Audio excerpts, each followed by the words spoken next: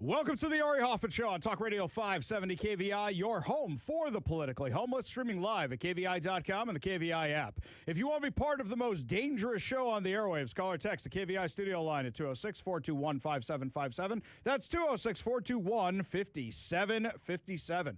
Coming up this hour, Katie Wilson orders a cleanup of 12th and Jackson. You think that's because of a video that went viral over there? But before we get to any of that, time for your daily dose of adrenaline.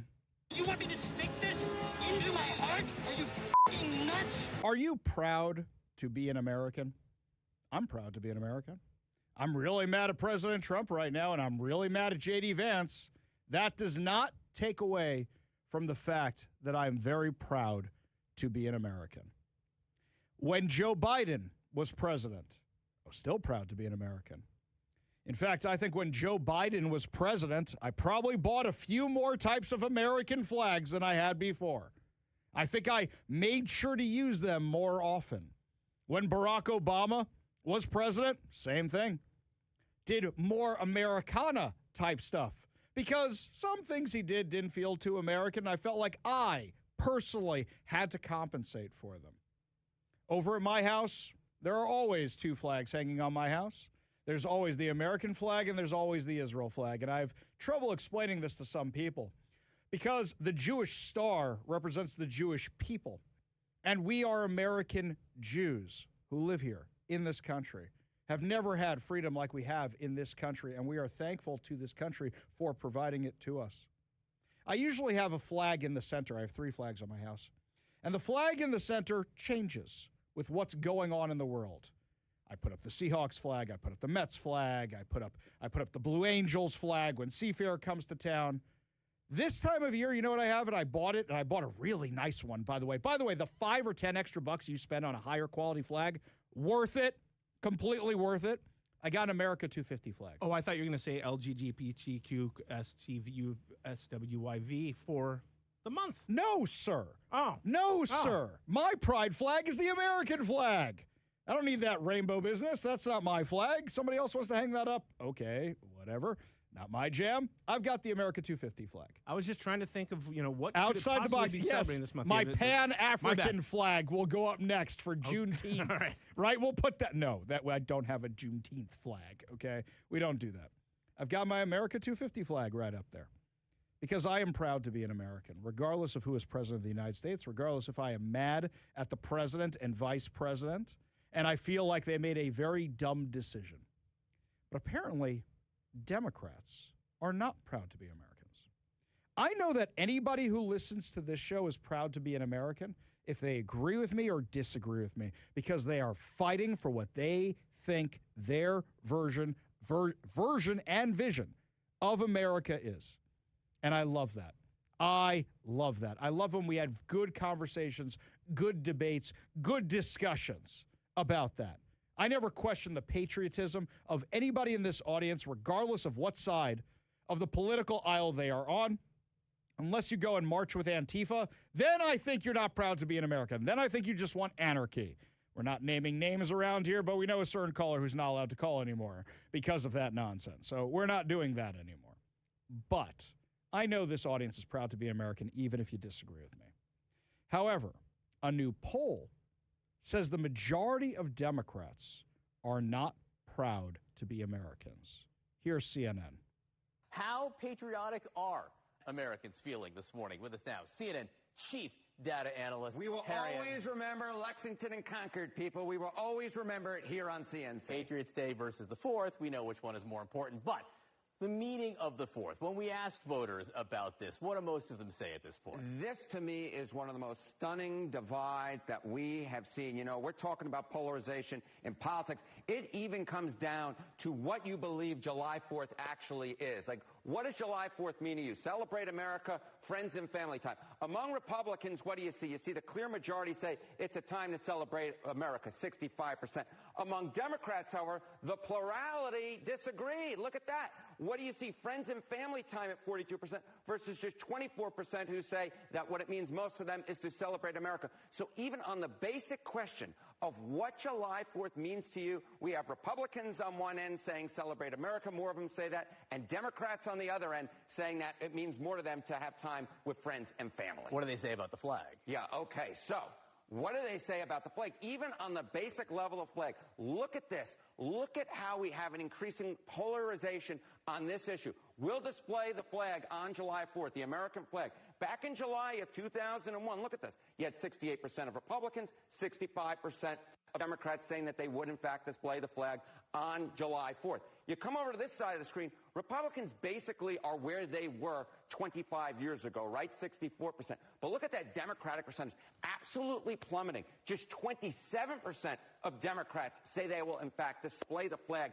on July 4th. Democrats and Republicans in different camps, even on the simple question of displaying the flag on July 4th, a polarization, a split that, simply put, did not exist a generation ago. What about the sloganeering about proud to be an American? Okay, what about this idea, are you proud to be an American? Extremely or very proud to be an American? Again, look at this divide, a growing divide on this question. Back in January of 2001, 90% of Republicans, 85% of Democrats. This was after a very contentious 2000 election, keep in mind, right, with George W. Bush coming into the White House. You come over to this side of the screen in 2026, look at this. Again, the Democratic percentage absolutely plummets to just 29% of Democrats say they're extremely or very proud to be an American. That Republican percentage, the exact same, 90 and 90. The Democratic percentage, what is that? That's basically a third of the level that it was just 25 years ago. That's crazy. That's absolutely crazy. What, because your guy isn't in the White House or because your party isn't in power, you're not proud to be an American? The fact that we have differences and that we have a party system where the opposition actually gets to speak, air their opinions without getting prosecuted, is one of the things that makes our country incredible. Not just great, but incredible. How do you find common ground with a party where they're not proud to be Americans at all, where they think that America is a bad place, yet they want to bring every illegal alien they possibly can here? They think America is so terrible, yet they want to defraud and exploit every entitlement program we have here. They think America is so awful and terrible and horrible, but they want to use all of its systems of power to go after their political enemies. Makes no sense. Unless you just want to use America, then destroy America. Now, for me, why do I bring this up today? Somebody said to me, Ari, I'm so disappointed in the president, I'm not sure I'm even proud to be a Republican anymore. And I said, well, that's ridiculous.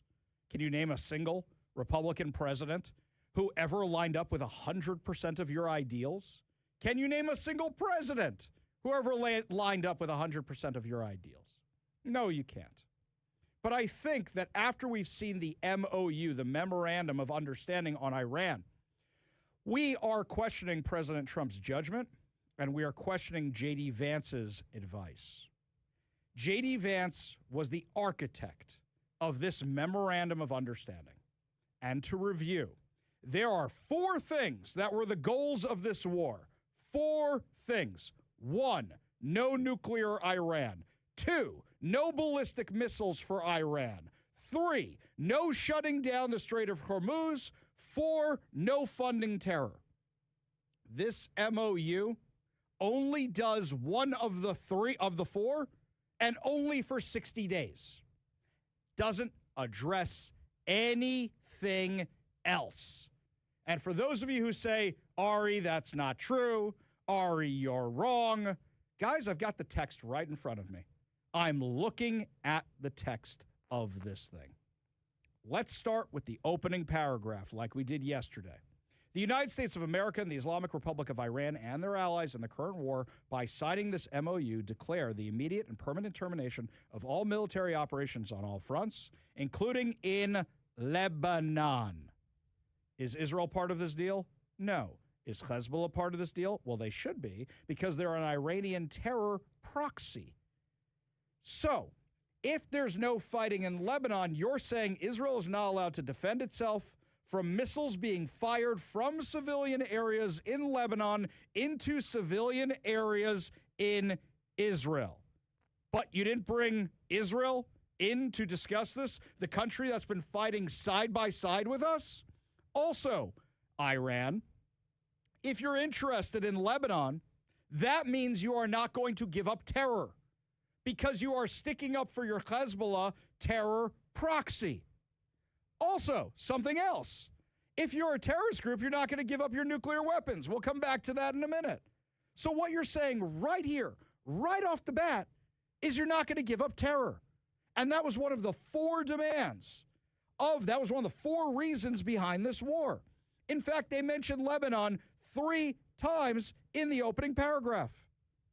And ensuring the territorial integrity and sovereignty of Lebanon. The final deal will confirm the permanent termination of the war on all fronts, including in Lebanon. You are shilling for Hezbollah. Hezbollah, a terrorist organization that has killed over 240 Americans at minimum. That's who you want to survive? Do I need to go through these with you? Just a little bit of history. April 18th, 1983, the U.S. Embassy bombing in Beirut, 17 people killed. October 23rd, 1983, U.S. Marine barracks bombing in Beirut, 241 killed. September 20th, 1984, U.S. Embassy Annex bombing in Beirut, 2 killed. 1984 to 1985, the kidnapping and murder of CIA Station Chief William Buckley, 1 person killed. June 14th to 30th, 1985, TWA Flight 847 hijacking, Navy diver Robert Stetham, 1 person killed. 1986, kidnapping and murder of Peter Kilburn, killed. 1988 to 1989, kidnapping and murder of Lieutenant Colonel William Higgins, 1 person killed. June 25th, 1996, bombing of the Khobar Towers, 19 U.S. service members killed. August 1st, 2006, Second Lebanon War, 1 person killed who was an American Israeli. 284 people that we know about. 284 minimum killed by Hezbollah. So when I call out the fact that part of this memorandum of understanding is that Hezbollah continues to exist and be funded, and now you're trying to make it so Israel can't retaliate? For those of you who are saying Ari Hoffman's just Israel first, just Jewish first, 284 Americans have been killed by this terror proxy of Iran's, and you guys don't care that they're continuing to be allowed to fund, continue being allowed to exist? You don't care about that? You don't want Israel to be able to do what Israel has to do? And then I hear the other bad argument, proportionate force. Oh, give me a break. Proportionate force. Okay, let's do proportionate force to October 7th, shall we? So does that mean Israel should go into Gaza, rape hundreds of people, execute them, cut their anatomy off and play with it, kill their children, and then kidnap 241 of them? Is that proportionate force? Is that what we should be doing? So these arguments fall apart. The people out there who are saying, this stops Iran from having a nuclear weapon. No, it does not.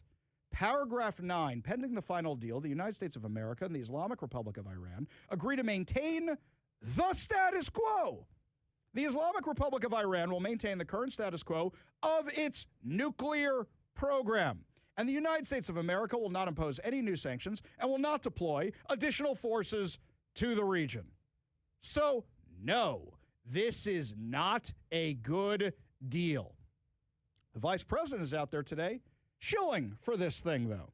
He was in the White House press room today, taking all the questions, and though he sounded very smart and though he sounded very intelligent, I'm about to destroy everything he said. Like this. Well, we don't want any scale of any attack. Any attack, whatever its scale, is unacceptable under this agreement. Now, you asked the question saying that oil money was flowing to Hezbollah before the MOU was signed, and it's one of the reasons why we are actually engaged in this process is to ensure that no money is flowing to Hezbollah. So it's interesting where people will say that the MOU is bad because the MOU produces consequences that were actually happening well before the MOU was signed. That's not a reflection on the MOU. That's a reflection of why we need the MOU to ensure that we have the regional peace and stability that we need. Hang on. All of you who are defending this thing, if a Democrat said, well, all the stuff that was happening before is going to continue to happen now, you guys would be eating him alive. If that was Joe Biden or Kamala Harris or Anthony Blinken or anybody, you would be tearing him apart. Well, all this stuff was happening already, so we should just let it continue to happen. Are you kidding me with this? Are you kidding me with this? That is nonsense. No, it should be you stop your bad behavior or we don't stop the bombing. It's that simple. That's what it should be. And the money is flowing to Iran right now. When they say, oh, there's no money going to them, you want me to prove it to you? Upon the signing of this MOU, the Islamic Republic of Iran will make arrangements using its best efforts for the safe passage of commercial vessels with no charge for 60 days, only from the Persian Gulf to the Sea of Oman and vice versa. The traffic of commercial vessels will immediately start, and considering the need for removal, the technical and military obstacles in demining by the Islamic Republic of Iran will be instated within 30 days. The Islamic Republic of Iran will conduct dialogue with the Sultan of Oman to define the future. Okay, basically you're saying the strait is open. Well, guess what? It goes both ways. If you let anything in, you let everything out, including Iranian oil, which the United States of America undertakes with regional partners to develop a definitive, mutually agreed-upon plan with at least $300 billion for reconstruction, economic development of the Islamic Republic of Iran. So you're going to have the Arab partners rebuild them. In addition to that, during this period, the traffic of the vessels will be in proportion to the numbers of pre-war traffic being restored to the Islamic Republic of Iran. The United States of America further undertakes to remove its forces from proximity within 30 days of the final deal, which means now they can get their oil out. But what's worse than that is they are removing the sanctions on the oil. Immediately upon the signing of this MOU and until its termination of sanctions, the U.S. Department of Treasury will issue waivers for the export of Iranian crude oil, petroleum products, and derivatives, and all associated services, including banking transactions, insurances, transportation, etc. So you're letting them have money again. And what did they do with the money last time? They gave it to Hezbollah. They gave it to Hamas. They gave it to the Houthi rebels. They gave it to ISIS. All of those groups are responsible for not just killing Israelis, but killing Americans as well. So then the VP goes out and says this. The part of the peace plan, the part of this MOU that I think have been most misrepresented by certain parts of the media is the idea that the Iranians get all these benefits. You will hear things about $300 billion or $24 billion or this or that number of money or amount of money. And the simple fact is that the only way the Iranians get any of those resources, not a single penny, by the way, from the United States of America under any circumstances, but the only way that they would ever get any benefit of the bargain is if they comply fully and change their behavior. Not true. Paragraph 10, the United States of America undertakes that immediately upon the signing of this MOU and until the termination of sanctions, the U.S. Department of Treasury will issue waivers for the export of Iranian crude oil, petroleum products, and derivatives, and all associated services, including banking transactions, insurances, transportation, etc. It just ain't true. They are already getting relief, and they didn't do anything. Nothing at all. If he was a Democrat, everybody in the Republican world would be shredding this deal apart. Actually read the thing, guys. I am furious because it's like Tucker Carlson negotiated this deal. I am furious because this is a very bad, terrible, horrible, no good, very bad deal. I will tell you that. It is awful. It is not good. I don't see an upside in this at all. In fact, President Trump and the vice president both said they get to keep their ballistic missiles because they need something for defense. So they're still funding terror. They still get to do their ballistic missile program, and they still have nuclear weapons under the status quo. What's the upside of this? What is the upside of this deal? The upside of this deal is gas prices are going to go down, and we might have to do this again in the future. That's the only upside I can see right now. Am I upset with J.D. Vance? Oh, you betcha. Am I upset with President Trump for agreeing to this? Yep, you betcha. I noticed that J.D. Vance isn't having the signing ceremony in Switzerland anymore, with one of the heads of the IRGC, the terrorist group that has killed tens of thousands of people. Probably because he realizes the optics of standing next to that guy, shaking hands with him, is really, really bad. And that's probably why they did the digital signing and the signing at Versailles and all these other things, because it's a pretty terrible look. Pretty terrible look. I am furious about this deal. I think it is a terrible deal. And guess what? Hezbollah is already doing what Hezbollah does. It's already launching rockets at Israel. What? Israel's not supposed to respond now? This is a terrible deal. It is not a good deal. I hope that President Trump hears everything that people are saying right now and realizes what a bad deal it is and says when the 60 days are over, nope, didn't work out. Until this regime is gone, nothing is going to change. Until we get people actually interested in peace, until we get a deal that we want, nothing is going to change. And if J.D. Vance was a Democrat, Republicans would be shredding everything he said in the White House press briefing room today because none of it was true. Sounded very impressive, sounded very nice, just ain't true. Does this make me less proud to be an American? Of course not. Am I disappointed? Absolutely. Am I still excited to go to Washington, D.C. for July 4th? Oh, you betcha. I can't wait to see the fireworks and the pageantry and the festival and the fair and interview all the people I'm going to interview. I'm so excited for it. You can be mad at something you believe in. You can be disappointed or disagree with somebody you love. You can do all those things. But if you don't have those disagreements and you don't call them out when you think they're wrong, then you're just following blindly. And that's not what it's about. That's not why we have freedom of speech. That's not why we have talk radio. That's not why we have all this. We have freedom of speech so people can express their opinions. And right now, this is a terrible deal. Doesn't make me less proud to be an American.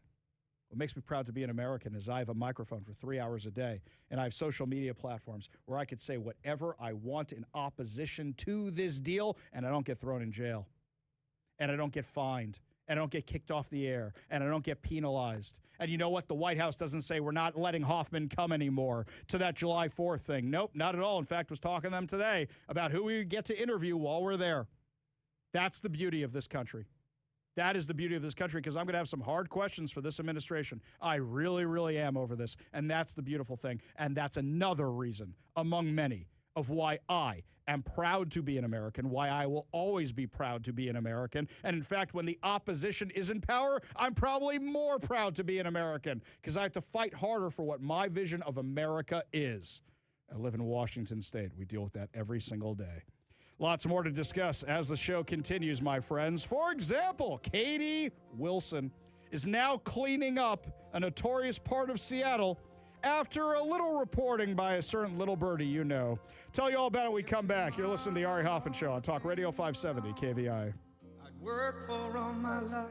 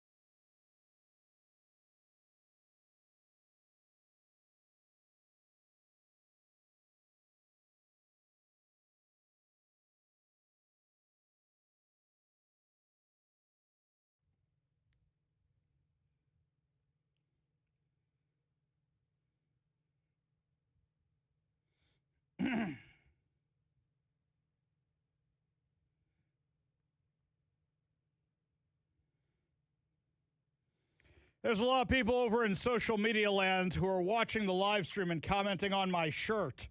Yes, for those of you who can't see it, it is Star Wars themed along with Hanukkah menorahs. It is an ugly Hawaiian shirt. That's what it is. Why am I wearing it? Because the air conditioning is still broke in the studio. It may not be fixed till Saturday, and it is a gajillion degrees in here.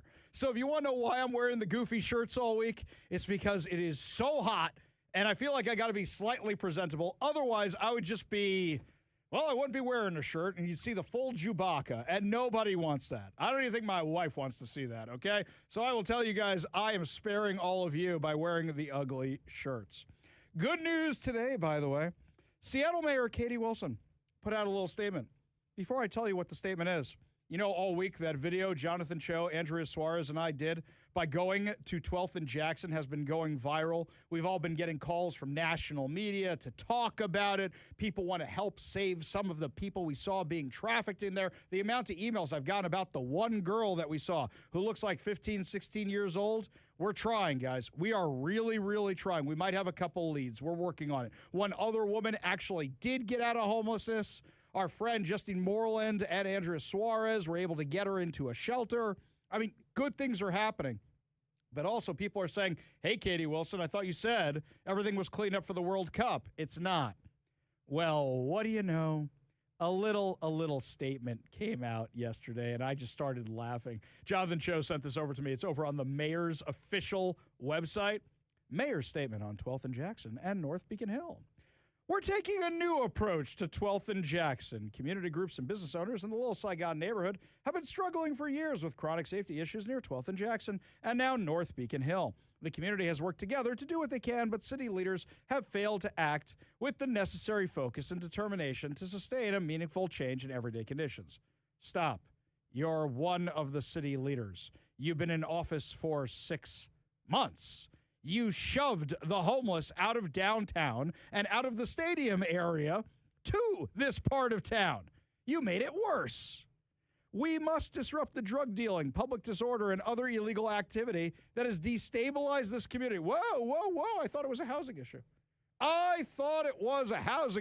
are you admitting there's a drug problem? Are you admitting there's a human trafficking problem? Are you admitting there's a criminal element? After months of deep listening, what the hell does that mean? What's deep listening? What does that mean? Somebody shows you a problem, go fix it. After months, it makes you sound ineffective. My administration is taking a new path forward in close partnership with community leaders, the Seattle Police Department, and service providers. Oh, great, Homeless Inc. We will no longer tolerate open-air drug sale and use and vending stolen goods. I'll believe it when I see it. We are expanding police personnel in the area to engage directly with individuals participating in these activities. To engage with? Hey, drug dealer, would you mind not selling them drugs? Engage with? To arrest them and throw them in prison. How about we engage with? We're going to engage with them. Explain that the behavior is no longer tolerated. Hey, Mr. Drug Dealer, I know you were able to sell drugs for all these years, but you just can't anymore. Pretty please with a cherry on top. Explain it to them. Yeah, try explaining it to the Honduran drug leaders who have taken over Lewis Park.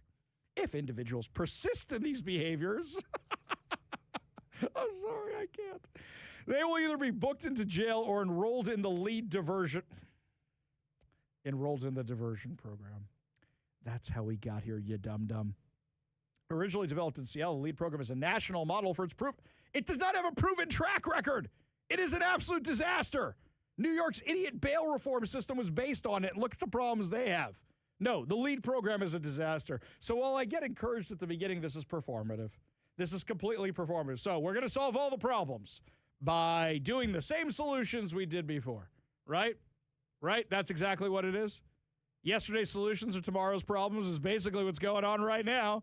That's what it is. That's what we're seeing in front of us. You think this is actually going to work, or you think she's just doing it because somebody had an op-ed in addition to this video that came out in the New York Post today. Or actually, it should be called the Nick Your Post, because actually they updated the whole thing for the Knicks. It's kind of funny seeing that header everywhere. But somebody who has a radio show from 3 to 6 p.m. on Talk Radio 570 KVI wrote an op-ed called Socialist Seattle Mayor's World Cup Cleanup is a world-class fraud. That's basically the written version of that video that went out. If you want to see it, you email me, and I will send it on over to you, arikvi.com. That's arikvi.com, or it's up on my social media right now, Ari Hoffman Official on Facebook and Instagram, The Hoffather over on X. We go to KVI studio line, take a call from our friend, Transit Joe. Transit Joe, what's up, man? I just want to say I'm proud to be an American, and I want to thank you for taking my call. And, I probably voted for Joe Biden, and I love America because you have great people willing to help out our neighbors and listen to our neighbors and work with our neighbors. And we also have a great U.S. Constitution. And Donald Trump may not be the best president we've ever had. In fact, I think, can I say what I really think of him, Mary? Well, you can say it, Joe. We'll disagree with you, but we're all about disagreement here, so that's fine. You can say it. Donald Trump sucks, but so too does ASL Kalumni and Islamic terrorism. We should not give Iran another penny.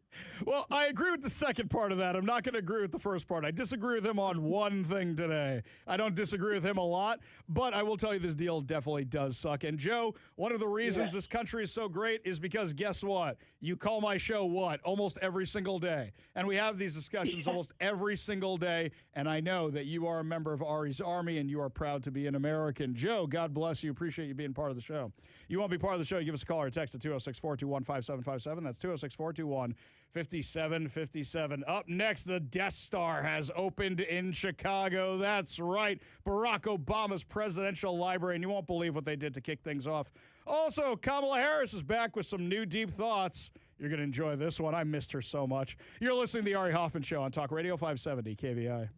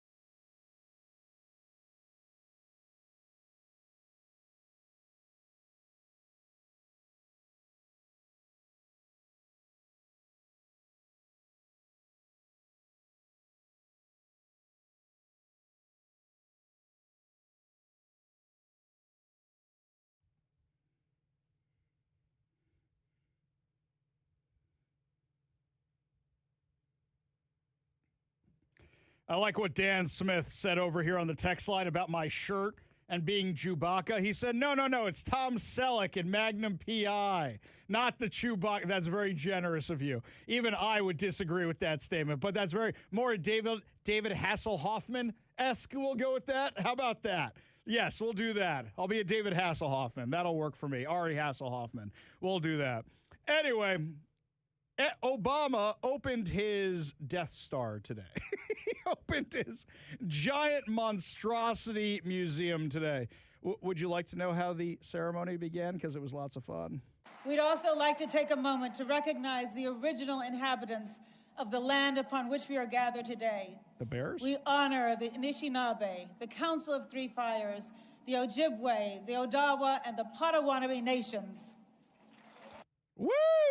Woo! So give it to the three council. What did she? Hang on. We got to hit that one more time. What did she say there?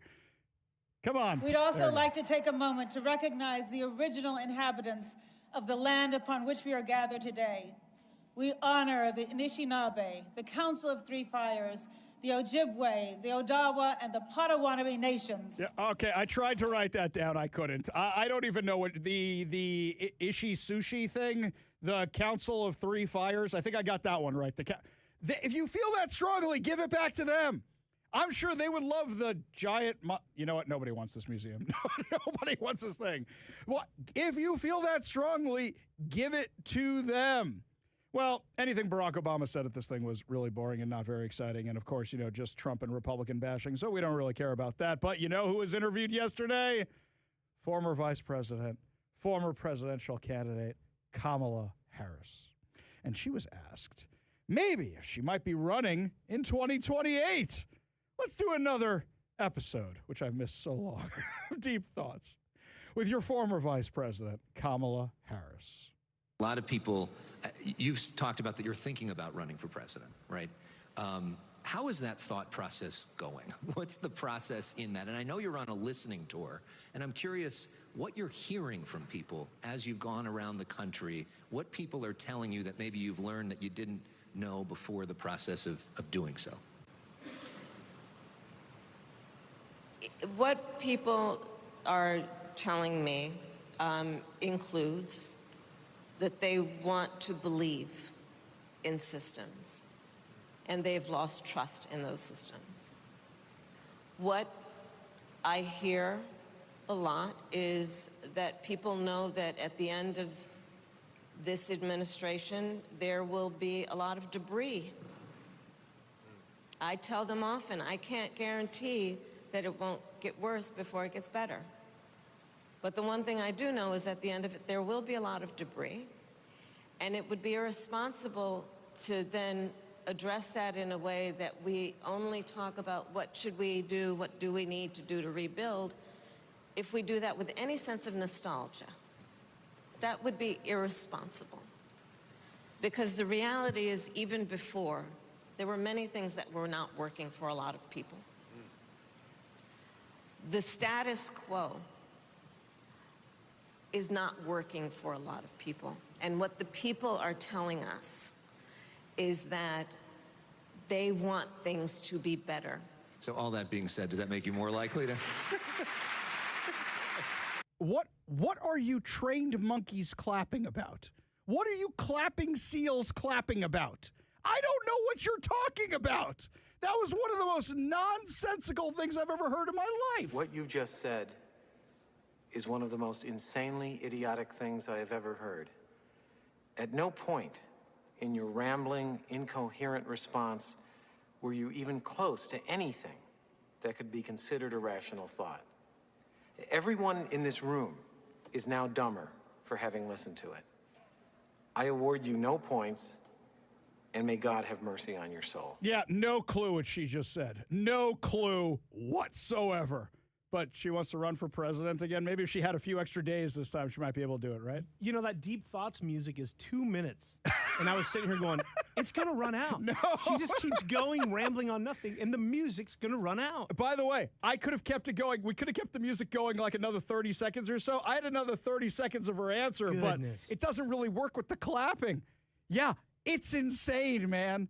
I mean, I kind of hope she runs again because the Republican will win. I really do. But also, think of all the great radio content we'll get out of it. I don't want her to win. I just want her to run. Let's be very, very clear about that. Lots more to discuss as the show continues. Studies are in. It's official. Leftism is literally a mental disorder. Tell you all about it when we come back. You're listening to the Ari Hoffman Show on Talk Radio 570 KVI.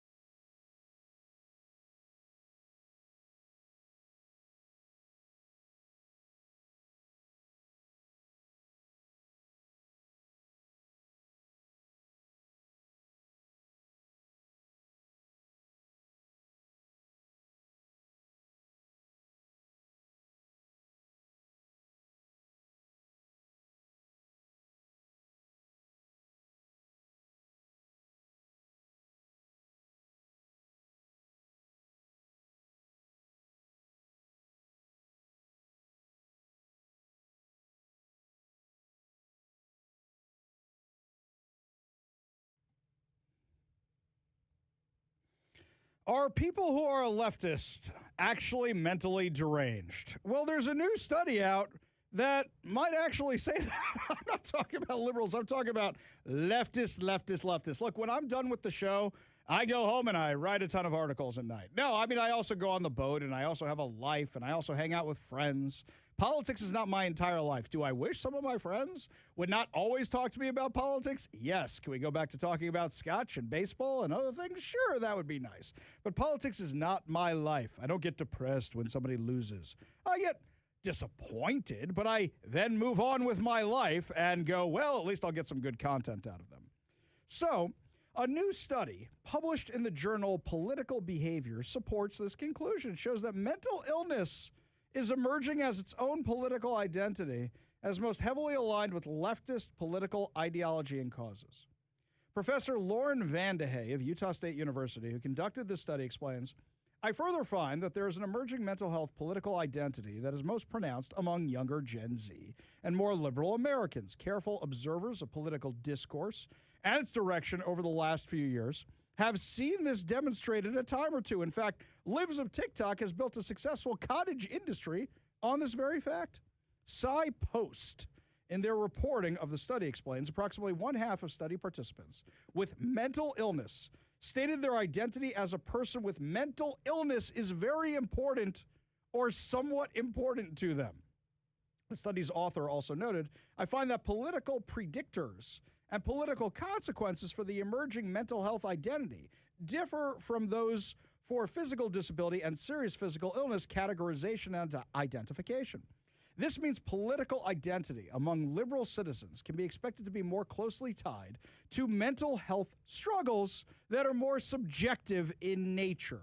We're not talking about people who have actual mental health problems. We're talking about people with imagined ones. The article concludes these findings have far-reaching consequences for mental health advocacy and the role mental health identity will play in the political sphere, especially as Gen Z matures as a cohort. You know what this means? It means when you go around checking every box just so you can identify that way, something's wrong with you. It also means that when you go out there talking about your undiagnosed mental illness, you know, most people that suffer from mental illness want to get it treated, want to get it taken care of, and don't want to be identified that way for the rest of their life. They'd rather get it fixed and move on or have to cope with it and let everybody think they are normal. Here, you have people that want to check it as a box, but also want to check every other box. But now they're putting that they have mental health challenges front and center by checking all these boxes and align with leftist ideology. Let's look at the stuff that's going on in the streets, and that makes a lot of sense. In fact, in our next segment, Jonathan Cho has a video that illustrates all of this when he tried to go to this rally against the initiatives that Pramila Jayapal and crew were having. But before we get to any of that, we go to the KVI studio line, take a call from my good friend, Alma. Alma, what's going on, my darling? Oh, my God. Did you see Obama's opening of his library? And you just said this, Ari. All the people were there for him because he's a good person. He's a great man. Trump ain't had nobody. And look at Michelle with her beautiful woman self that Trump called. That's the thing they call her man. Well, wait a second. Hang on a second. Alma, hang on 1 second, okay? Have you seen the library? Is the library beautiful? Because the library looks like a giant rock. Well, don't say nothing about what Trump has put up in his messing with the airplane. With the what? With the airplane? You know, Trump. I wish I would have read up on it. But he put this tower, all that dumb stuff. Look, okay, let's go here. What about that wrestling on the White House lawn? Why would you do something like that? Well, Teddy Roosevelt did it first. You know, Teddy Roosevelt did that years ago, and actually he was in the fight. Yeah, well, I can understand he was in it. Trump just like to play with. Well, Alma, I watched that thing this morning just for the content to see what I could get out of it. And I got to say, Alma, I am proud to be an American because I can have you call the show and we can disagree and we can still give each other compliments and we can still be friends, right? Thank you. There you go. Okay. Give me a compliment. I'm giving you one. You know, if it weren't for politics, we talk. And I know you could be a good friend of mine. I could come to your house. You're the type of person that let somebody come to their house and sit at your table. Yes, Alma, you should know that our best friends are actually liberals, and we still drink together at the table. God bless you, Alma. Appreciate the call. Appreciate you being a fan of the show. You want to be part of the show, give us a call or text 206-421-5757. That's 206-421-5757. When we come back, the mental illness on full display at an event Jonathan Cho went to cover last night. Tell you all about it. You're listening to the Ari Hoffman Show on Talk Radio 570 KVI.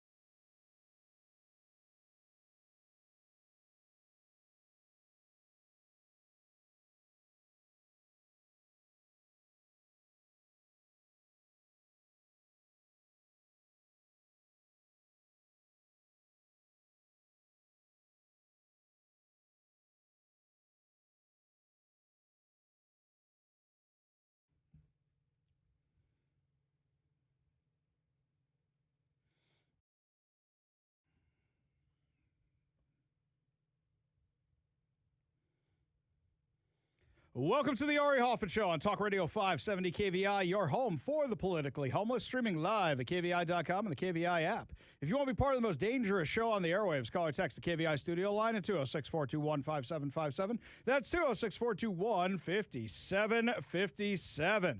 Coming up this hour, we find out that it was one of Barack Obama's dreamers who is behind the plot for the massacre that didn't happen, thankfully, at the UFC. But before we get to any of that, my friends, it's time to get ready to laugh, Seattle. Comedy legend Chris Tucker is taking the stage at the Snoqualmie Casino and Hotel Ballroom on Friday, June 26th. And we are giving away two tickets for one of our very, very lucky listeners. All you have to do is text the word I give you to the number I give you for your chance to win. Today's word is Chris, as in Chris Tucker. Don't send me the whole word Chris Tucker, just Chris. Text the word Chris, C-H-R-I-S, to 206-421-5757. That's 206-421-5757. Visit Snow Casino, S-N-O Casino.com for all the details and to buy tickets to the show. Well, speaking of shows, the Cho Show was out in force yesterday, and Jonathan Cho had a ticket to an event in Seattle. What was this event? It was the kickoff to the no hate, no state for hate, no kind of hate, something about no hate, where it was a whole bunch of hateful people stopping Jonathan Cho from getting in there because they hate him so much. What was this event? This was Pramila Jayapal and Gurmay Zahalai and all of them talking about how us Republicans, us conservatives, 80% of America, by the way, who are common sense on this issue, want to keep boys out of girls' sports. How 80% of Americans want parents to have rights, but that's hateful. That's bigoted. Don't you know you're hateful and bigoted if you want that? So we don't have a lot of video from the event itself. You know why? Because they didn't put out a lot of video from the event itself because there's no place for hate. So they didn't put out a lot of video from that event. We'll go looking for it, but also Jonathan Cho didn't get in. Do you know what happened when Jonathan Cho tried to get in the building? Give a little listen to this. Are you blocking? Are you blocking the sidewalk? Do something then. Do something. Are you sure? I will knock you though. There's out. Dude, you gotta lay off the meth. You gotta lay off the meth, dude. That's Jonathan Cho. Doing that. Is this a man or a woman? It's a thing. How's it feel being a person that they're probably gonna kill anyway? Hey, I'm good, man. You threatening me? As long as there's no violence, you got no problems today. You can do whatever you want. As long as you don't touch me, you're good. Fully prepared to defend myself. Don't touch. Sorry. I'm sorry. No hate in Washington State. You should see these people. And with regards to our last segment, I think these are the people in the study they're talking about. Yeah, no hate in Washington State. So we're going to yell hateful, bigoted things and cuss words at the giant Asian man. We're going to do that. No hate in Washington State, though, guys. No hate in Washington State. What are they trying to do? They're trying to stop the initiatives. They're trying to stop them on the ballot. And I already saw signs in my neighborhood for no hate in Washington State. No hate in Washington State. I already saw this. So you want boys to be winning at girls' sports. So you want parents to not know what's going on with their kids. That's what you want, and you're going to do whatever it takes to stop that, to make sure that you get your way, including yelling hateful things at people. This makes a lot of sense, right? A lot of sense. Makes good amount of sense. By the way, that wasn't the only protest in our area around here. Remember the other day, we revealed to you exclusively here on the show that, I'm just laughing to stop from crying, that a union staged all their protest gear inside a storefront that was rented or gifted from King County, the former Kingdom Deli, right across from the World Cup. That's right, my friends. It was right there. They staged the bullhorns. They staged the placards. They staged the banners. They staged the pots and pans to make noises with. And we were wondering when they were going to go protest. Oh, my friends. It was almost the very next day they did it. And remember, we saw all these posters for Shama Sawant, everybody's least favorite Marxist, former Seattle City Councilwoman. Yeah, well, turns out they actually went out there and protested with all this stuff. Very exciting stuff, protesting in front of a hotel because they want communism, because they want better wages, because they don't like ICE. I couldn't keep track of what they were actually protesting. Hi, I'm Shamasawa. I'm running as a revolutionary socialist, pro-worker, anti-war revolutionary socialist for the U.S. Congress against genocide, democrat, this sunny morning in Seattle. Okay. I can't understand what she's saying at all. I can't hear her. I can't understand her. And they posted that video online. You know, not every video is a winner. Sometimes you post a video and it just don't work. But Shama Sawant has a track record of this. Do you guys remember? Do you guys remember this? When her activist husband assaulted one of Congressman Adam Smith's staffers and got thrown in jail for it. You remember they were protesting outside and she wasn't really good at timing the noise and what she was saying back then either.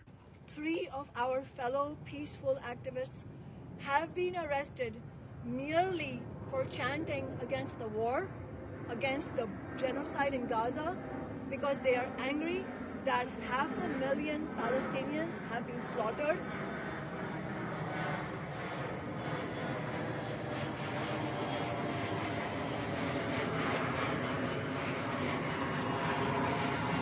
Yeah, it turns out doing a press conference in the landing zone of SeaTac Airport, probably not a great idea, right, Kev? It's like Wayne's World. I just want to go, ah! I mean, at that point, don't you just stop down and go like, oh, there's a plane going over. Let's let's hold on a second. Not for her. And by the way, when this first let it go by and just sit there quietly. Yeah, when this first happened, I think there were like 5 or 6 clips of this where they just kept trying to do the press conference, but instead you're in the landing approach of SeaTac Airport. Just every single. She's really bad at this. She's really, really bad at this. Oh, crazy stuff. But these activists are dangerous.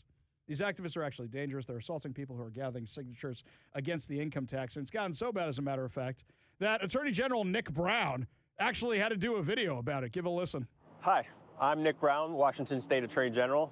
Want to take a minute to talk about a critical part of our system here in Washington where people have a voice in their democracy, and that's through initiatives and referendums. And if you've been paying attention these days, you might have seen people walking around with a clipboard like this, gathering signatures for various initiatives. I've also seen reports of people being harassed or assaulted when they're gathering signatures, and some reports of those signature gathering petitions being ripped up or destroyed. If you're doing that, knock that off. Don't with our democracy. We need to protect people's right to vote. We need to protect the right to gather signatures, and we need to protect people's ability to get involved with their government. Wow, he's so edgy because he dropped 2 cuss words. So edgy. So edgy. Yeah, that's really doing something. Look, it's better than before. Do you know why Nick Brown is doing this? Would you like to know why? First of all, there's going to be a lefty initiative about sound transit. Whether or not he supports it, no idea. But that's number 1. That's number 1. Number 2 is somebody's got his eye on the governor's office. Somebody thinks to himself, hey, Bob Ferguson became governor. I can become governor too. And then who knows? Black president. I could be Barack Obama part 2. That's what he's thinking. I tell you, this is how politicians think. So he's thinking to himself, maybe if I do this, then conservatives will see me as better. Yeah, it took you a while. What have we had, like 10 initiatives so far that we've had assaults and attacks on, and you've spoken up for one of them? Just one of them, maybe? Yeah, we can see through you. We can see through you. How about a press conference? And where's Turd Ferguson, by the way? How come he's not weighing in on any of this? Yeah. Well, you guys don't want to be asked the questions. You know why you're making videos and not doing press conferences? Because you don't want to be asked the questions. So, first question, even to a bad reporter. Here's what the first question would be. So, Mr. Attorney General, or Attorney General Brown, Governor Ferguson, you guys said there would be no wealth flight as a result of the income tax. But since you passed the income tax, we've seen lots of companies leave, including Starbucks, moving to Nashville, and we've seen lots of billionaires leave, including Howard Schultz. Can you explain that? That is the first question they will get. You said no capital flight, and there's capital flight. So, explain that one to me. Right now, in fact, the Washington state unemployment numbers are higher than the national average. Yeah, we keep creating jobs in this country, but Washington state seems to be having a little bit of a problem. Now, this jobs report came out, and the headline for it for Washington state is Washington state added jobs in May. But that's not the full report. This is a very Joe Biden report. And the media just went with the good news. They didn't actually read the press release. The press release has all the bad news in it if you actually know what you're reading. I assume you guys just like printing press releases for the government as opposed to actually questioning it at all. You just cut and paste it, put it into ChatGPT and say, make this into an article. Washington State added jobs in May, but the state's unemployment rate remains stubbornly high than the national average as layoffs, corporate restructuring, and out-of-state expansions continue to weigh on the labor market. According to new data from the Washington Employment Security Department, the unemployment rate remained unchanged at 5.2%, marking the third consecutive month at or above that level.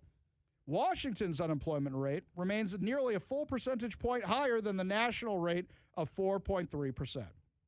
The longer-term trend remains concerning. From May 2025 to May 2026, Washington lost 7,700 jobs, a 0.2% year-over-year decline. So while they talk about adding all these jobs, they're not talking about how many net they are losing. And it keeps getting worse and worse. Oh, look, we added all these jobs. Yeah, but you're not factoring in the ones that you lost. The number of unemployed Washingtonians also continued to edge upward. Statewide unemployment increased from 212,230 people to 212,412 people.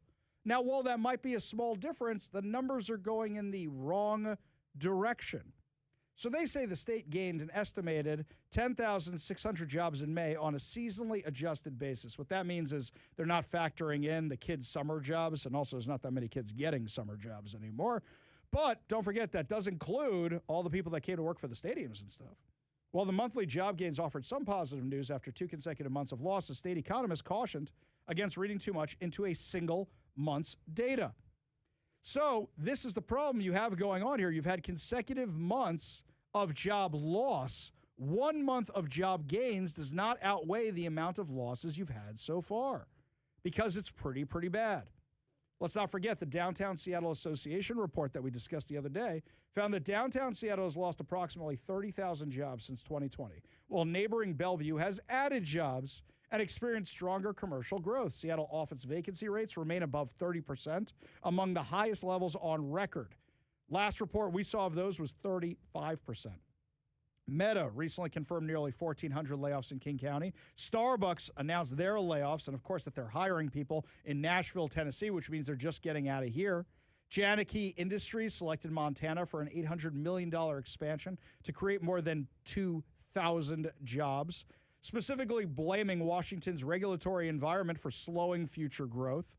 Genie Industries, Novanta, Republic National Distributing Company, Delta Camshaft, many others have announced layoffs, relocations, or closures or operational reductions affecting hundreds of Washington workers. So the Employment Security Department, Freudian slip there, reported that the strongest job gains in May came from leisure and hospitality, which added 4,800 jobs, followed by manufacturing and construction. Why did leisure and hospitality add so many jobs? Because of the World Cup. Are those jobs going to stick around afterwards? So when they say they were seasonally adjusted jobs, were they actually seasonally adjusted jobs? Because I don't believe they actually were. I don't believe so at all. If you're adding in all these jobs from the hotel industry, those hotels are going to go back to the way they were as soon as September rolls around. That's exactly what's going to happen. And yet, despite these terrible job losses and these employment numbers, we're still spending out of control, completely out of control spending. So according to Como News, Seattle Mayor Katie Wilson announced a new funding opportunity designed to help residents remain housed and prevent homelessness before it begins. Oh, we're giving out free money to people whose lives are too expensive? Kevin, we can apply for a grant from the city.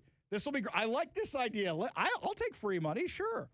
On Wednesday, Wilson and the Seattle Human Services Department released a request for proposals that will provide approximately $8 million in funding for 2027 for homeless prevention services, including rental assistance, eviction prevention, legal services, case management, and a new centralized application system intended to simplify access to support. Any of that sound like drug treatment to you? Does any of that sound like drug treatment? Anything? No, of course not. None of that's about drug treatment. Over 80% of the people on the streets have a substance abuse problem, and yet they're not dealing with it. You know what? You want your money to go to a better place? Give it to We Heart Seattle and give it to the More We Love. the two agencies that are actually doing good work in Seattle. How do I know? They document their numbers. They show everything. And I know a lot of people in the city who say, I wish we could give the contracts to them because they actually accomplish stuff, but I'm really stuck giving it to Homeless Inc. because they have their union flunkies.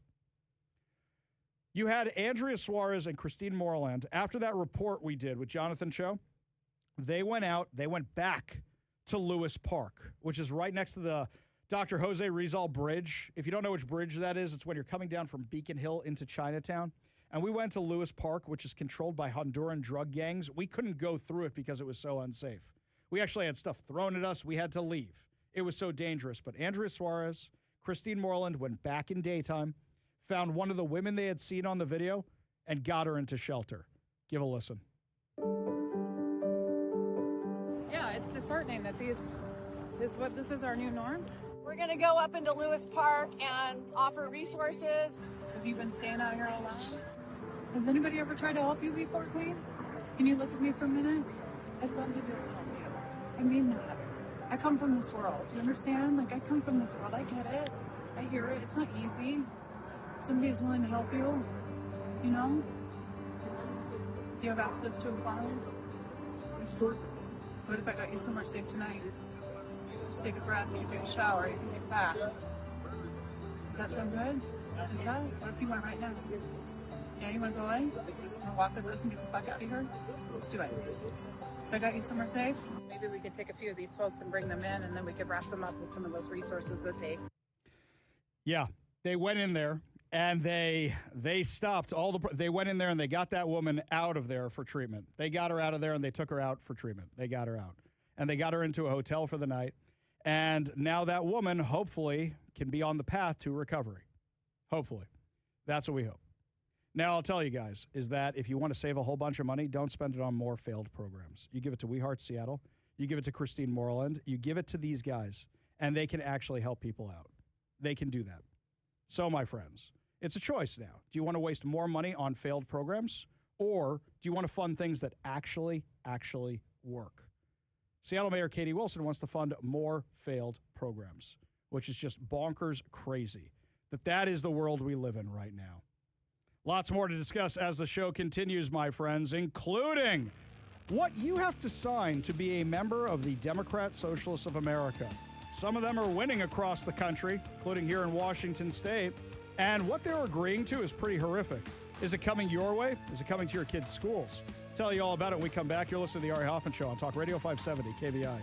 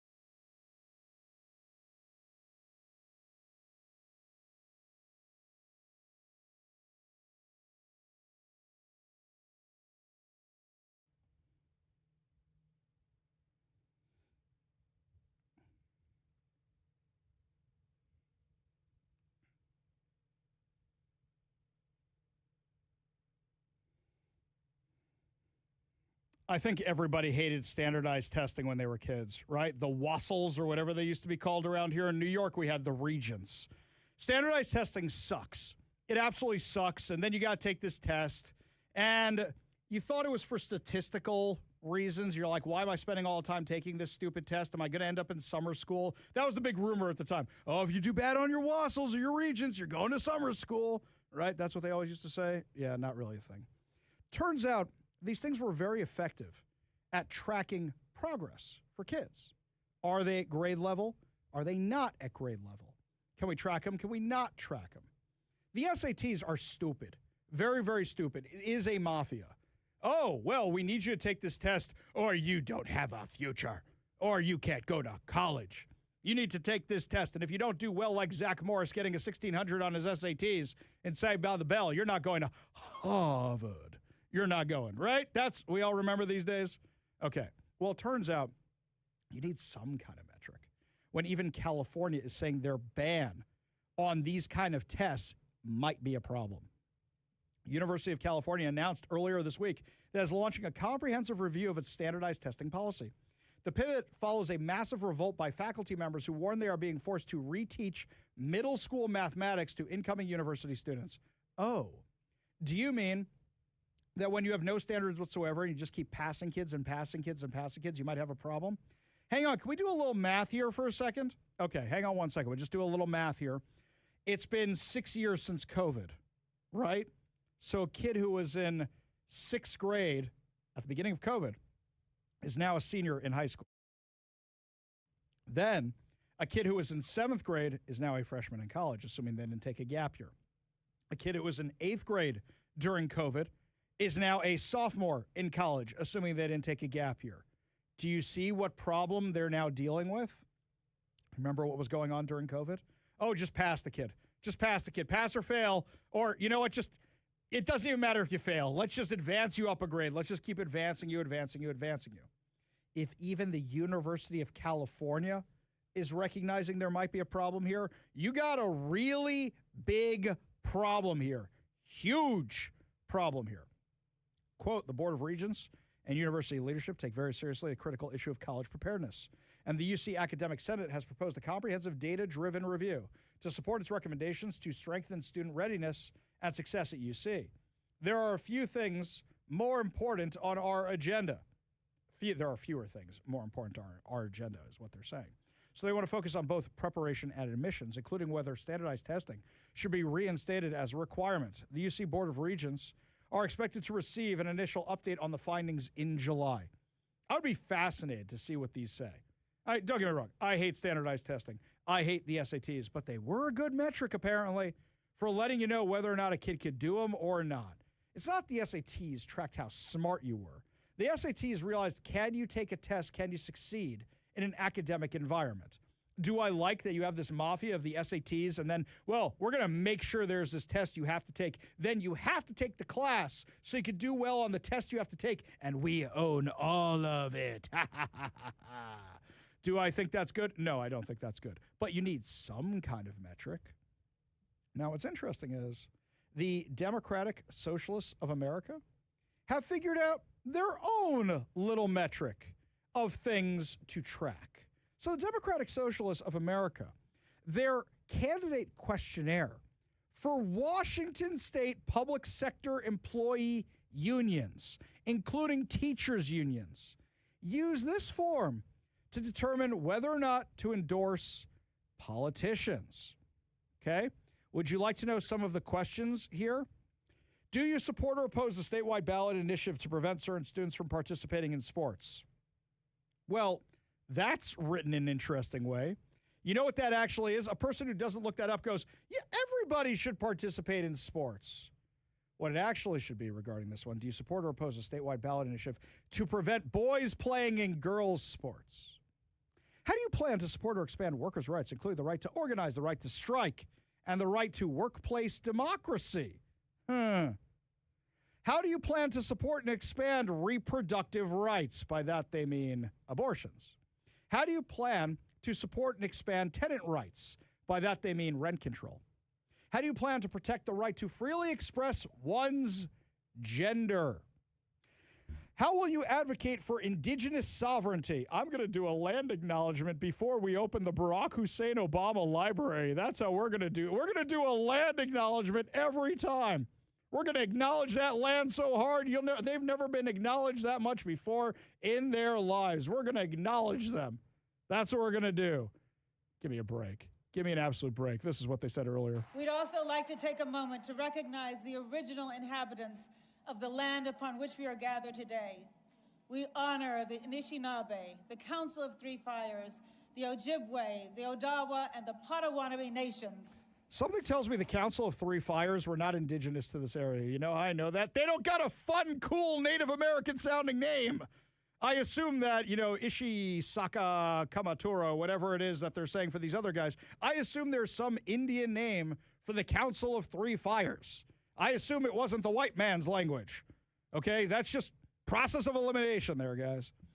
How will you protect community members currently being targeted by immigration and customs enforcement and other federal measures? Oh, you mean illegal aliens? Do you support the boycott, divest, sanction effort against the ongoing genocide of Gaza? I'm sorry, what do state candidates have anything to do with foreign policy? What does Israel have to do with any of this? By the way, this is nothing new. In front of me, I have Sean Scott, the communist representative from Seattle, who's now in the legislature. Somebody slipped me a copy of his endorsement form from when he ran for Seattle City Council. That's right, my friends. Here's one of the questions. How would you work to end the deadly exchange between the Seattle Police Department and the Israeli Defense Forces? He doesn't want them doing counterterrorism training. That was a question. What would you do to oppose our imperialist foreign policy and runaway influence of the military-industrial complex? This is stuff they're asking Sean Scott when he wanted to run for Seattle City Council. That's what they're asking. And if you don't answer every single one of these exactly right, you ain't getting their endorsement, which means you're not getting a D next to your name, which means guess what? You ain't winning here in Washington. Oh, there's even crazier questions than that. But you know what? We got a 3-hour radio show and more things to get to. Because when we come back, my friends, we're going to give you a count on how many of those signatures we have for the initiative process, how many more we need, and what you can do to help. Brian Haywood joins us next. You're listening to The Ari Hoffman Show on Talk Radio 570 KVI.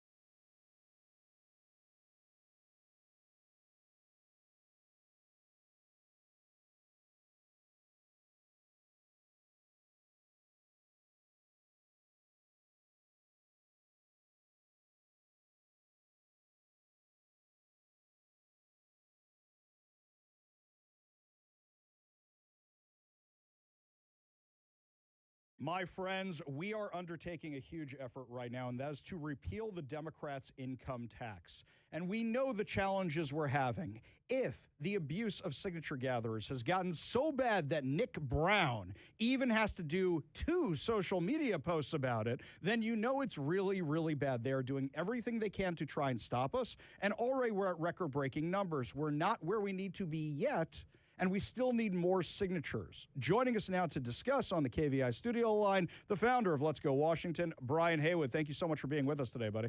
My pleasure. Thank you for covering this. I think it's really important in this state. Well, we all know that it's not just a millionaire tax. We all know it's coming for the rest of us. I mean, let's just break it down real quick, like we've done 100 times on the show. If it wasn't coming for the rest of us, they would have codified that in the law. They refused to do so. If it wasn't coming for the rest of us, they wouldn't have hired over 300 Washington Department of Revenue workers. They wouldn't have done that. You don't need 300 people to deal with taxes of such a small group. They're chasing out all these businesses, and Bob Ferguson himself even admitted we now have a revenue problem despite passing this thing. So did I miss anything? Well, I think that not only is it 300 people, but they allocated $500 million to collect the tax, which tells you they're building an infrastructure that's aimed at everybody. And I think Jamie Peterson has basically flat out said he wants an income tax. So he's not hiding that. The others are still pretending that they're, oh, no, this is just on rich people. But I'll tell you what I'm hearing around the state when I go and collect signatures. This has been the easiest signature collection drive that we've ever done because people are mad at all levels. And I'm hearing from everyday average Washingtonians who just can't afford to live here. And everyone's talking about this capital flight of all the rich people that are going to move out, and that's certainly happening. But I hear from people every day I'm moving to Idaho, I'm moving to Montana, who they're $30 card tabs that cost $600, and their property taxes that keep going up, and their CCA gas taxes that they're paying that just got raided. And people sense this at a visceral level. I don't know if anybody has a list on their wall of all the things, but they feel it every time they go to the grocery store, every bit of it. And this income tax came along. I think the Democrats in Olympia really miscalculated because they put this thing through thinking they're going to ride a wave of anti-rich people, eat the rich. And the average person here knows they're getting beat up all the time. And even Gregoire is saying, right, the $30 billion used to be the budget. Now it's $80 billion. The question that everybody's asking themselves is, are the roads twice as good? No, actually they're worse. How about schools? At least the schools are good. No, we're down below Mississippi now. And we just fell another couple of notches, right? We went from 27th to 34th or something like that. Yeah. When I moved here 15, 16 years ago, Washington had some of the greatest schools in the entire nation. And it was one of the attractive points. Yeah. And everyone's feeling that. Like if you have to ride the ferry, oh, now we paid 4 times the amount of it for a ferry, but it's only on the water half the time. Everything everything costs twice as much, but we're getting like half of what we used to get under the old price. Yeah. And then people feel it, right? Yeah, I mean, look, when I drive the roads these days, and I drive a lowrider car, and everybody knows that, and maybe this is my problem because everybody else drives SUVs, I feel every single bump in the road. And they don't repair them. And what's crazy to me is, let's just take Seattle for a minute. I live right near the mayor. He drives on those roads too, and he didn't realize how bad it was. But are the highways any better? No. Are they trying to make them better? Here's the thing. I don't understand how when I go to the Middle East, those roads are still intact, and those things are 3,000 years old. If they patched these things last week, there was one near my house that they patched. It's literally caving into the ground right now, and everybody's avoiding the thing. The schools are dropping. They just dropped another 10 places on the charts.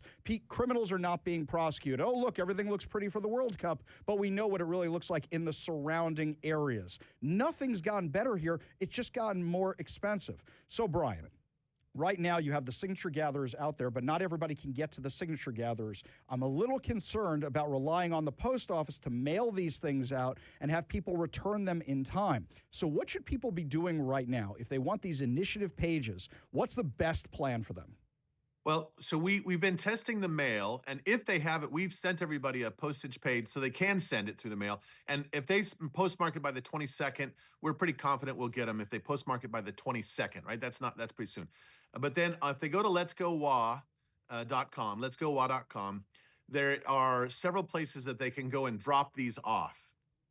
Uh, and uh, and there are stores and sort of locations all around the state. We've got maybe close to 100 places that they can go and drop them off. And we run collections on those so they don't sit there. And we're collecting them every single day. And I think that's the biggest thing is get them turned in, get them turned in, get them turned in, get them turned in. Now, if you've got a half a sheet, go ahead and mail it to us and turn it in. If you want another sheet, we'll send it out and see if we can get it done. And in fact, what I don't mind, my target is 700,000 signatures, right? We need 309,000 is what you need as a minimum. We're at 317,000 now. You need 400,000 really to be safe. So we're still collecting in that zone. And I believe we'll hit over 400,000 this coming week. What I'd really like to do is hit 700,000 because that would be the most signatures ever gathered in the state of Washington. The last time anyone got close was 1973 when they collected 699,098 signatures because they were pissed off because Olympia had just voted itself a pay raise in the middle of the 1970s oil crisis, right? Yeah. And I think this is as equally tone deaf, this income tax now. And so it'd be great to do 700,000. I was doing the math. When we gathered signatures for stopping the natural gas ban, that one was up until that point had been the most aggressive we'd ever seen, 65,000 signatures in the first week compared to usually 30, 40,000.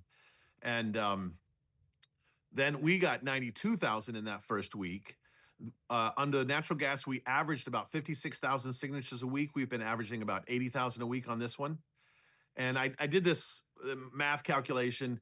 If we keep up the same relative pace, we could be well over 700,000 because we got 150,000 each week in the last 2 weeks on the natural gas. Amazing. And I think on a relative basis, that would equal like 200,000 a week now. That would be phenomenal. If we can pull that off, we send a very clear message to Olympia. Yeah, and also we want your sheets before then, but I'll tell you this, is that next Sunday, the 27th, the 28th, me and Brian are going to be out in Bellevue. And we're going to be out there. We'll have the KVI gear. We'll have everything out there. Let's Go Washington stuff. If you want to come meet us in person, if you want to come drop off your stuff, I will shake your babies and I will kiss your hands. Wait, I think I got that backward. I will kiss your babies. I will shake your hands. We will both say hi to them. Brian and I will both kiss your babies. It'll be fun. Come on out there. Bring us your signature sheets. But if you can, please return them before then. And also remember to go to letsgowashington.com, letsgowa.com. If you haven't done so already, request those signature sheets. And if you have them sitting around your house, mail them in, even if it's just your signature. Nobody's going to judge you. Even if it's just your and your wife's or you and your kids or whatever it is, nobody will judge you. Every single signature matters. And it just means more boxes for us, and that's perfectly fine. Brian Haywood, founder of Let's Go Washington, thank you so much for fighting so hard on behalf of everybody here in Washington. We really do appreciate it. Thank you. Appreciate everybody out there gathering signatures. Always a pleasure. We got a whole lot more to discuss as the show continues. You're listening to the Ari Hoffman Show on Talk Radio 570 KVI.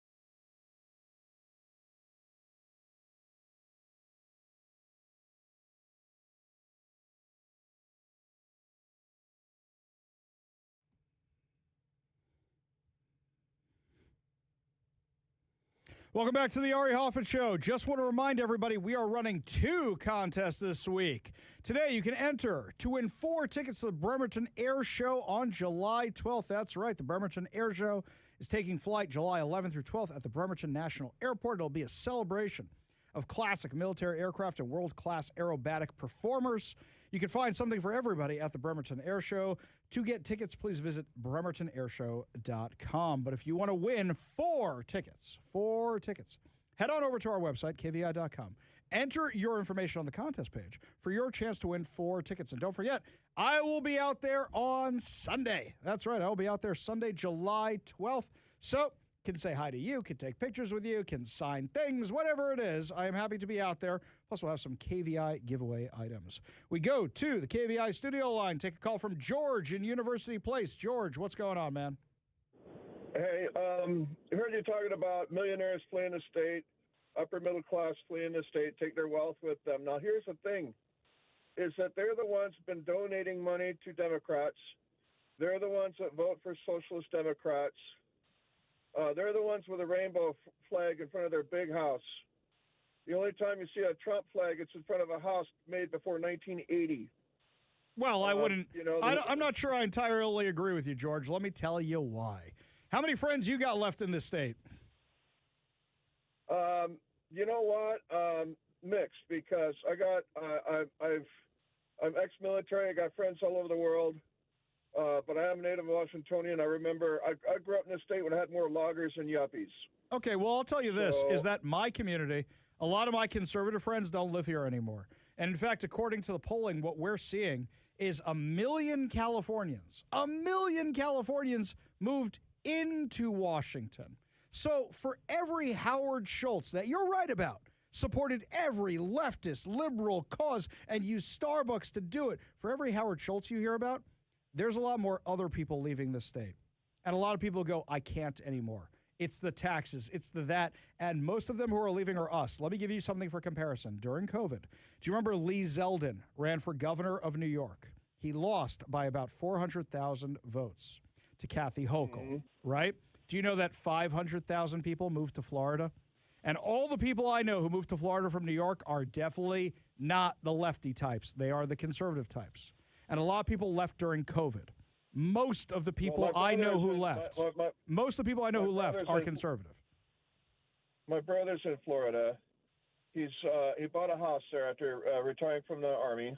Mm-hmm. And his neighbors are a bunch of liberals from Jersey.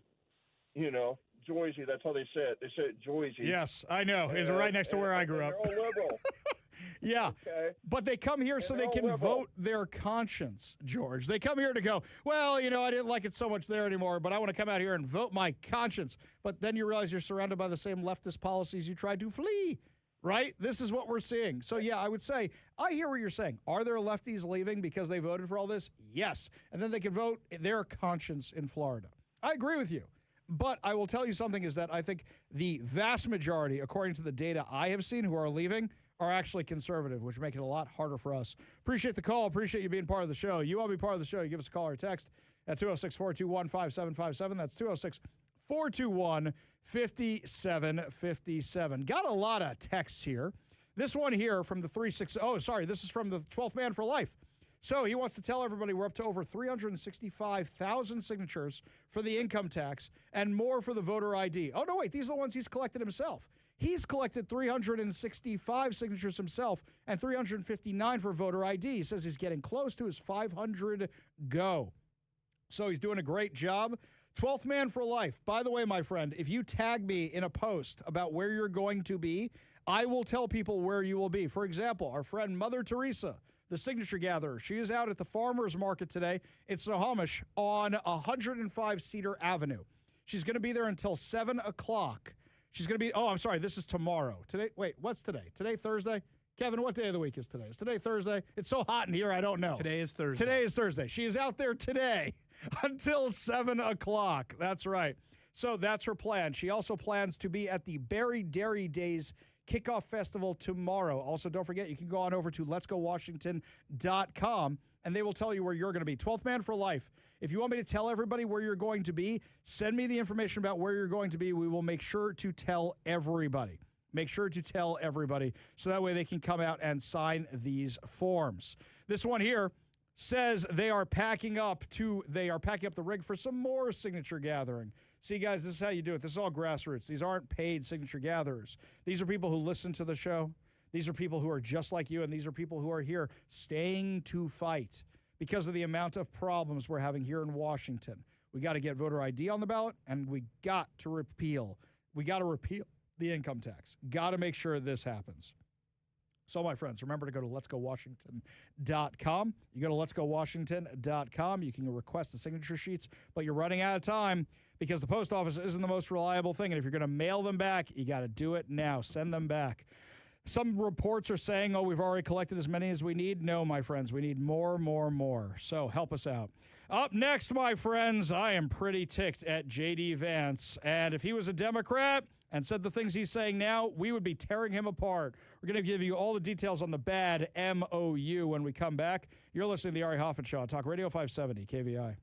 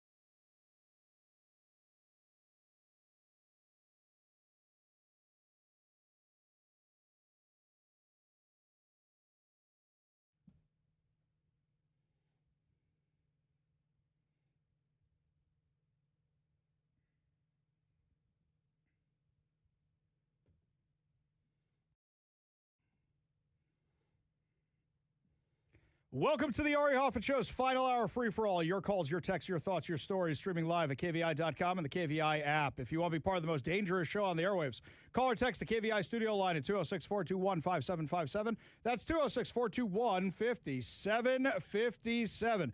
Coming up this hour, 2 chances to win fantabulous prizes. And Katie Wilson says she's doing a cleanup, but is she really doing a cleanup of one of Seattle's most notorious areas? But before we get to any of that, my friends, top news story of the day is still the U.S.-Iran MOU. This memorandum of understanding, is a train wreck disaster. It does not do any of the things that J.D. Vance or the president say. This is J.D. Vance's deal. That's why he's out there shilling for it. And if he was a Democrat, every Republican would be tearing him apart for his false talking points. They just ain't true. I will debunk them one by one by one. Here's the thing about J.D. Vance. When J.D. Vance was first picked, and you can go back and check the tape on it, I said, would have kind of preferred somebody else. That's what I said. And then he did the debate against Tim Walz. And I said, this guy's brilliant. Great debater. Brilliant. Knows the stuff. Really, really, just really good, really polished. Really good at what he says. I kind of understand why they picked him. And then there were some things he said from time to time where I said, are those taken out of context? Is this really the guy? Is this really who he is? And then when you listen to the full context, it sounded a little bit better, but not great. And, all right, got to go back and forth on J.D. Vance, back and forth on J.D. Vance. This is J.D. Vance's deal. It's not good. It's really not good. I know a lot of people said Tucker Carlson and him and his son works. Tucker Carlson's son works for J.D. Vance. Yeah, I don't normally judge people based on the kid, but it's like Tucker Carlson is out there shilling for this deal. It's a train wreck disaster. It's a bad deal. And some of the stuff J.D. Vance is saying kind of made me right, and a lot of other people too. Let me give you an example. So he's out there saying that people in Israel shouldn't be mad about this deal. Let me tell you something. People in Israel and America should be bad about this deal. Let me tell you why. What were the objectives of the war? 1, no nuclear weapons for Iran. 2, no ballistic missiles for Iran. 3, no funding terror. 4, no control for Iran of the Strait of Hormuz. We're not getting any of those. We're not getting any of those right now. We capitulated on every single one. I've got the text of the MOU right in front of me. Section 1. The United States of America and the Islamic Republic of Iran and their allies in the current war, by signing this MOU, declare the immediate and permanent termination of military operations on all fronts, including in Lebanon. Well, the only ones fighting in Lebanon is Hezbollah, a terrorist organization, and they're launching rockets at Israel. In fact, after this thing was signed, guess what they did? They launched rockets at Israel. So Israel responds by launching rockets at them. Hezbollah has killed over 280 Americans in the last 40 years. Over 280 Americans. So you don't care about Israel? This terrorist organization killed Americans. Need I remind everybody of the Marine barracks bombing in Beirut? 241 of them right there on that day alone. I say terrorist organization. That says death to America. That says death to Israel. Why is Lebanon included here? Lebanon isn't at war with Israel. In fact, they're about to sign some peace deals. Hezbollah is a terrorist organization inside of Lebanon. And this thing doesn't include Israel at all. So Iran wanted an excuse, and Iran said, well, if Israel keeps bombing our terror proxy Hezbollah, we got a problem. U.S., you have to stop them. So right there, what you're saying is they're still funding terror. They're still going to fund terror. They're still going to fund terrorist organizations because the very first paragraph of this thing is looking out for Hezbollah. In fact, Lebanon is mentioned 3 times. So they will permanent termination of military operations on all fronts, including in Lebanon, undertake from now not to initiate any war or military operation against each other, and to refrain from the threat or use of force against each other, and ensuring the territorial integrity and sovereignty of Lebanon. The final deal will confirm the permanent termination of the war on all fronts, including in Lebanon. There's a lot of discussion about Lebanon in here, which means Iran still wants its terror proxy. Right there, you got a problem. So J.D. Vance is very, very mad that everybody's picking up on this. So he was over on the New York Times podcast today, and here's what he said. But yeah, you've seen people in their system, Ben-Gvir and Smotrich, who've attacked the deal. And I guess my response to them would be, what is your exact proposal? And, you're a country of 9 million people. You can't just kill your way out of solving every single national security problem that you have. Okay, stop right there. You can't just kill your way out of every national security problem. Should we go through a little history lesson with you there, JD? Because it sounds like you've been getting it from Tucker Carlson. Sounds like you've been getting it from the Megyn Kellys of the world. 1947, Israel accepted the UN partition plan, accepted a Jewish state, and the Arab side rejected it. 1949, armistice agreements with Egypt, Lebanon, Jordan, Syria, ended the active war lines. Israel still did not gain a formal peace, but agreed to it anyway. 1978, Camp David Accords, framework for Egyptian peace, Palestinian autonomy talks. Guess what? Israel agreed to it. Guess who didn't? 1979, Egypt-Israel peace treaty. Return the entire Sinai Peninsula to Egypt. Even though it had been won in war. 1983, Israel-Lebanon. The U.S. stopped Israel from wiping out Hezbollah in 1983, but they agreed to it. And guess who broke the deal later? 1993, the first Oslo Accords. Recognized the PLO as a negotiating partner, agreed to a Palestinian self-government. Guess who rejected it? And homicide bombings, suicide bombings went up. 1994, Gaza-Jericho agreement. Israel withdrawal from Gaza. Jericho areas created a Palestinian Authority governance, even though they hadn't kept the first batch of agreements. 1994, Israel-Jordan peace treaty. That one actually held. 1995, Oslo II. Divided the West Bank into areas A, B, and C, transferred civil security powers to the Palestinian Authority, and Israel has had to go in ever since because they've let it turn into a terrorist cesspool. 1997, Hebron proposal, withdrew from roughly 80% of Hebron to Palestinian control. Guess what happened to it? 1998, Y River Memorandum, further phased West Bank, redeployments tied to PA security steps. 2020, Abraham Accords with the UAE. That worked out. 2020, Abraham Accords with Bahrain, Morocco, Sudan. Those all worked out okay. 1982, final Sinai withdrawal. Israel left the area. 2000, Lebanon withdrawal. 2005, Gaza withdrawal. 2000, Camp David Accords with Bill Clinton. And guess what? Israel offered the Palestinians 90% of what they wanted, and they still walked away, rejected it, launched a second intifada. 2008, the Olmert Abbas offer Palestinian state on most of the West Bank with swaps and shared Jerusalem concepts. No signed deal because the Palestinians rejected it. 2010, they even did a settlement freeze. Israel has tried to broker peace at every single step. They don't just blow up everything, JD. They don't just do that. But that's what J.D. Vance said. Like Tucker Carlson coming out of his mouth. That's what it sounds like to me. Tucker Carlson talking points. I was a little lukewarm on J.D. Vance before. I'm pretty concerned now, especially after this comment he made on another podcast while shilling this terrible deal. Do I think that there are maybe, I don't know if Bibi thinks this, but do I think there are people within Israeli society who would like to turn Iran into Libya, basically a failed state with 90 million people? Probably, but I don't know that Bibi wants that. I've actually never had that conversation with him. It'd be an interesting conversation to have. I'll tell you right now, is Iran turning into a Persian Libya good for the United States of America? Absolutely not. Okay. Well, guess what? Iran is a failed state. That's what it is. It was failed before we showed up. And this deal isn't going to fix it.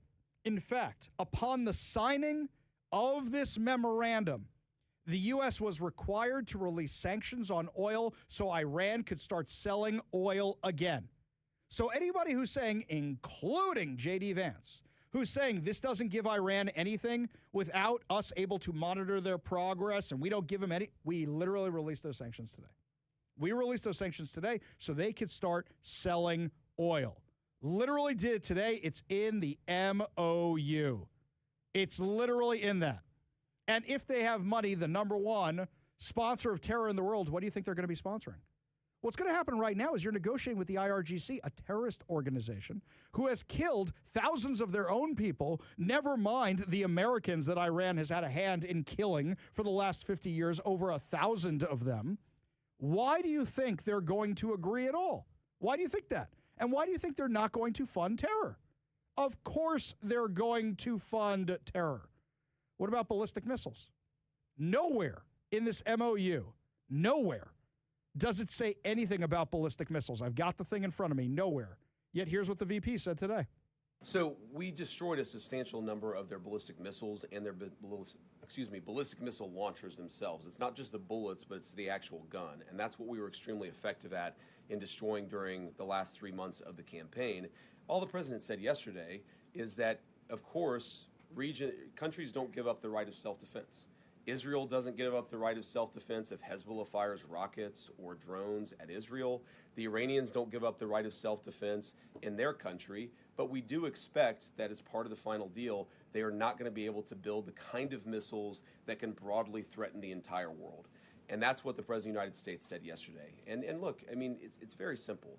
You can't tell a country, whether Israel or Iran, they're not allowed to have any self-defense. That's not what the president has asked. That's not what the president has requested. But as part of the final deal, what we want to see is Iran not funding regional instability, funding regional terrorism, and of course trying to rebuild their nuclear weapons program. Stop right there. If they're rebuilding their defenses, one of the reasons we did this war in the first place is because their missile shield, their ballistic missile shield was going to be such a threat, we wouldn't have been able to go in and take out the nukes. You're letting them rebuild it right now. They lost. They don't get to defend themselves until they prove they can be responsible country operating in the world economy. So, no, they don't get the ballistic missiles. And he literally just said right there, they're going to get to keep their ballistic missiles. That's what he just said. He also said, oh, they're not going to fund terror. And yet, who are they funding? Hezbollah. Why does he keep bringing up Israel? What does Israel have to do with any of this? Nothing. He keeps bringing it up because he's trying to make the both sides argument. And that's a bad argument to make.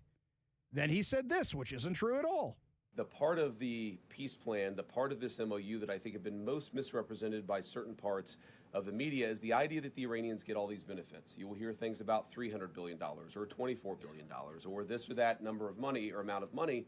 And the simple fact is that the only way the Iranians get any of those resources, not a single penny, by the way, from the United States of America under any circumstances, but the only way that they would ever get any benefit of the bargain is if they comply fully and change their behavior. And so you really have a win-win situation for the United States of America. Not true. Section 10, the United States of America undertakes that immediately upon signing this MOU and until the termination of sanctions, the U.S. Department of Treasury will issue waivers for the export of Iranian crude oil, petroleum products, and derivatives, and all associated services, including banking transactions, insurances, transportation, etc. I thought they don't get anything. I thought they don't get anything without performing. What have they performed? They've performed nothing. And yet you have given them the ability to sell oil again. If this was a Democrat, everybody in conservative land would be shredding him for lying. It is a bad deal. He's a very convincing salesman. Too bad it's not true. It's not true. We also know that in this thing, they agreed to the status quo of nukes for now. The status quo means, guess what? They still have nuclear material. Yeah, they claim they're going to go in and get it. But the status quo is that they still have nuclear material. So that is the status quo. Here, I'll read it for you. 9, pending the final deal, the United States of America and the Islamic Republic of Iran agree to maintain the status quo. The Islamic Republic of Iran will maintain the current status quo of its nuclear program, and the United States of America will not impose any new sanctions and will not deploy any additional forces to the region. That's your status quo. That means you can have nukes. I understand they say this thing that maybe we'll go in and get them, and maybe we'll get rid of them. Section 9. Read it for yourselves, guys. It literally says maintain the status quo. This is not a good deal. This is a terrible, horrible, no good, very bad deal, as a matter of fact, because it is not performance-based. It already gave them the ability to sell oil again, which means already they have money, which means already they have a way to start fixing their economy, which was brought to its knees. That's capitulation. That is capitulation. This is not a good deal. J.D. Vance is selling. He has a bad hand, and he is going all in on them. Why? Because he's worried that Marco Rubio is more popular than him, and people want Marco Rubio to be president next time, and he's not going to win the nomination. So he's pushing a bad deal. There are better ways to do this deal. And we know this isn't the final deal. This is a memorandum of understanding, but this is a bad deal.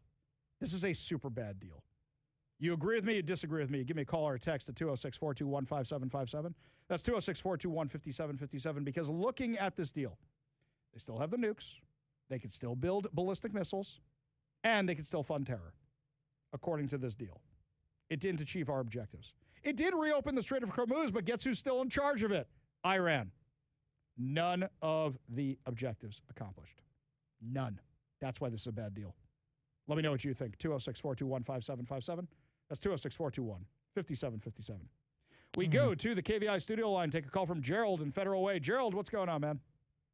Yeah, I can only hope President Trump has something up his sleeve, and I think Vance is killing his presidential chances. But anyway, however, about Attorney General Brown, he's supposed to be looking out for our interests, but it looks like he's actually the consigliere for the Ferguson mob. And yes. Why don't we just save a lot of hassle and not have an election for governor? Just make it automatic that the Attorney General becomes the next governor, since that's what happens anyway. Well, that's why we have the initiative right now to ensure voter ID. That's what we're working on right now, and this thing really has to pass this time, because last time there wasn't as much of an effort as there is this time. Really, we need to get that thing on the ballot. We really, really need to, because so many people right now go, my vote doesn't matter anyway. This is how you fix that. You know, you just can't trust government. Look what they did to Smokey Bear. They took away his middle name. He used to be Smokey the Bear. There's a lot of other reasons you can't trust the government. That's a fun one. I do like that one. Appreciate the call, Gerald. Appreciate you being part of the show. You want to be part of the show, you give us a call or text at 206-421-5757. That's 206-421-5757. A lot of questions on the text line, as a matter of fact. Becky in Enumclaw says, it sounds terrible all the way around. Why is Trump allowing this? And I really like Marco Rubio. He's going to get my vote for president. Steve B says about the deal, unbelievable. Not in a good way. This one here from the 425, we aren't going in to get the nuclear waste. I mean, it says we're supposed to in theory, but it also says maintain the status quo. Which one is it? John in Lakewood, Ari, I agree. Iran is a terrorist nation and a failed state. For them, offense is their defense. They don't get to defend themselves anymore. I completely agree. From the 360, I really can't stand J.D. Vance. Where is Marco Rubio? Notice Marco Rubio isn't around right now. He isn't around right now. Somebody actually sent me a speech earlier today. I'll play it for you tomorrow, of what Rubio said in response to the Iran deal that Barack Obama negotiated. And I got to tell you guys, it's basically everything that's wrong with this one. Almost word for word.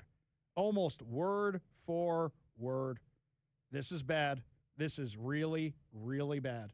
Super bad. This one here from the 425, they say the JCPOA limited nuclear enrichment. That is not true. It did not. It said to the Iranians, here's some money. Pretty please don't develop anything. And they kept doing it. Between American and Israeli actions, they kept preventing it up until a point where they couldn't prevent it anymore. And that's how we got to here. Now, I do appreciate that this person says they're glad I'm speaking honestly about it, because that's what we do. We call balls and strikes here. But no, the JCPOA did not limit nuclear enrichment. Otherwise, there would have been nothing to bomb in Fordo. Otherwise, there would have been no nuclear dust to go in and get.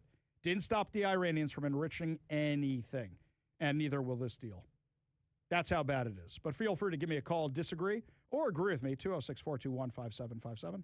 That's 206-421-5757. Up next, my friends, Seattle Mayor Katie Wilson says she's finally going to clean up 12th and Jackson. Do you believe her? I don't. Tell you why when we come back. You're listening to The Ari Hoffman Show on Talk Radio 570 KVI.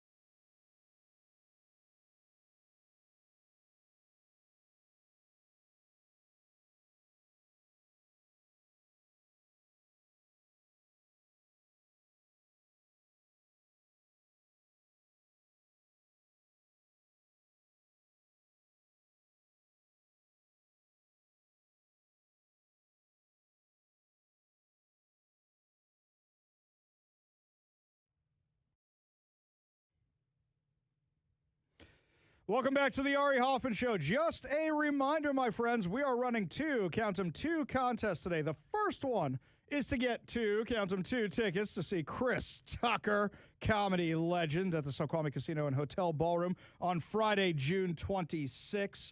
You can buy tickets at snocasino.com, but if you want to win them, or your chance to win them, text the word I give you to the number I give you right now. Today's word is Chris, as in Chris Tucker, as in Chris Columbus. Text the word Chris, C-H-R-I-S, to 206-421-5757. That's 206-421-5757. Also a reminder, we are giving away 4 tickets to the Bremerton Air Show on July 11th and 12th. We will be out there on July 12th.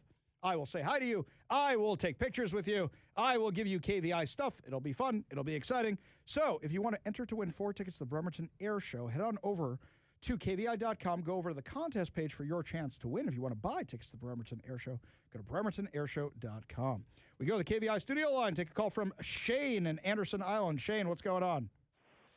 Hey, how's it going? Ari, I love your show, man. It's great. Thank you. I sympathize with your frustration with this deal. I know a lot of people feel the same way. It's really hard to say what's going on behind the deal exactly. I mean, the deal is just a piece of paper that they signed. Who knows? What can you do with a piece of paper?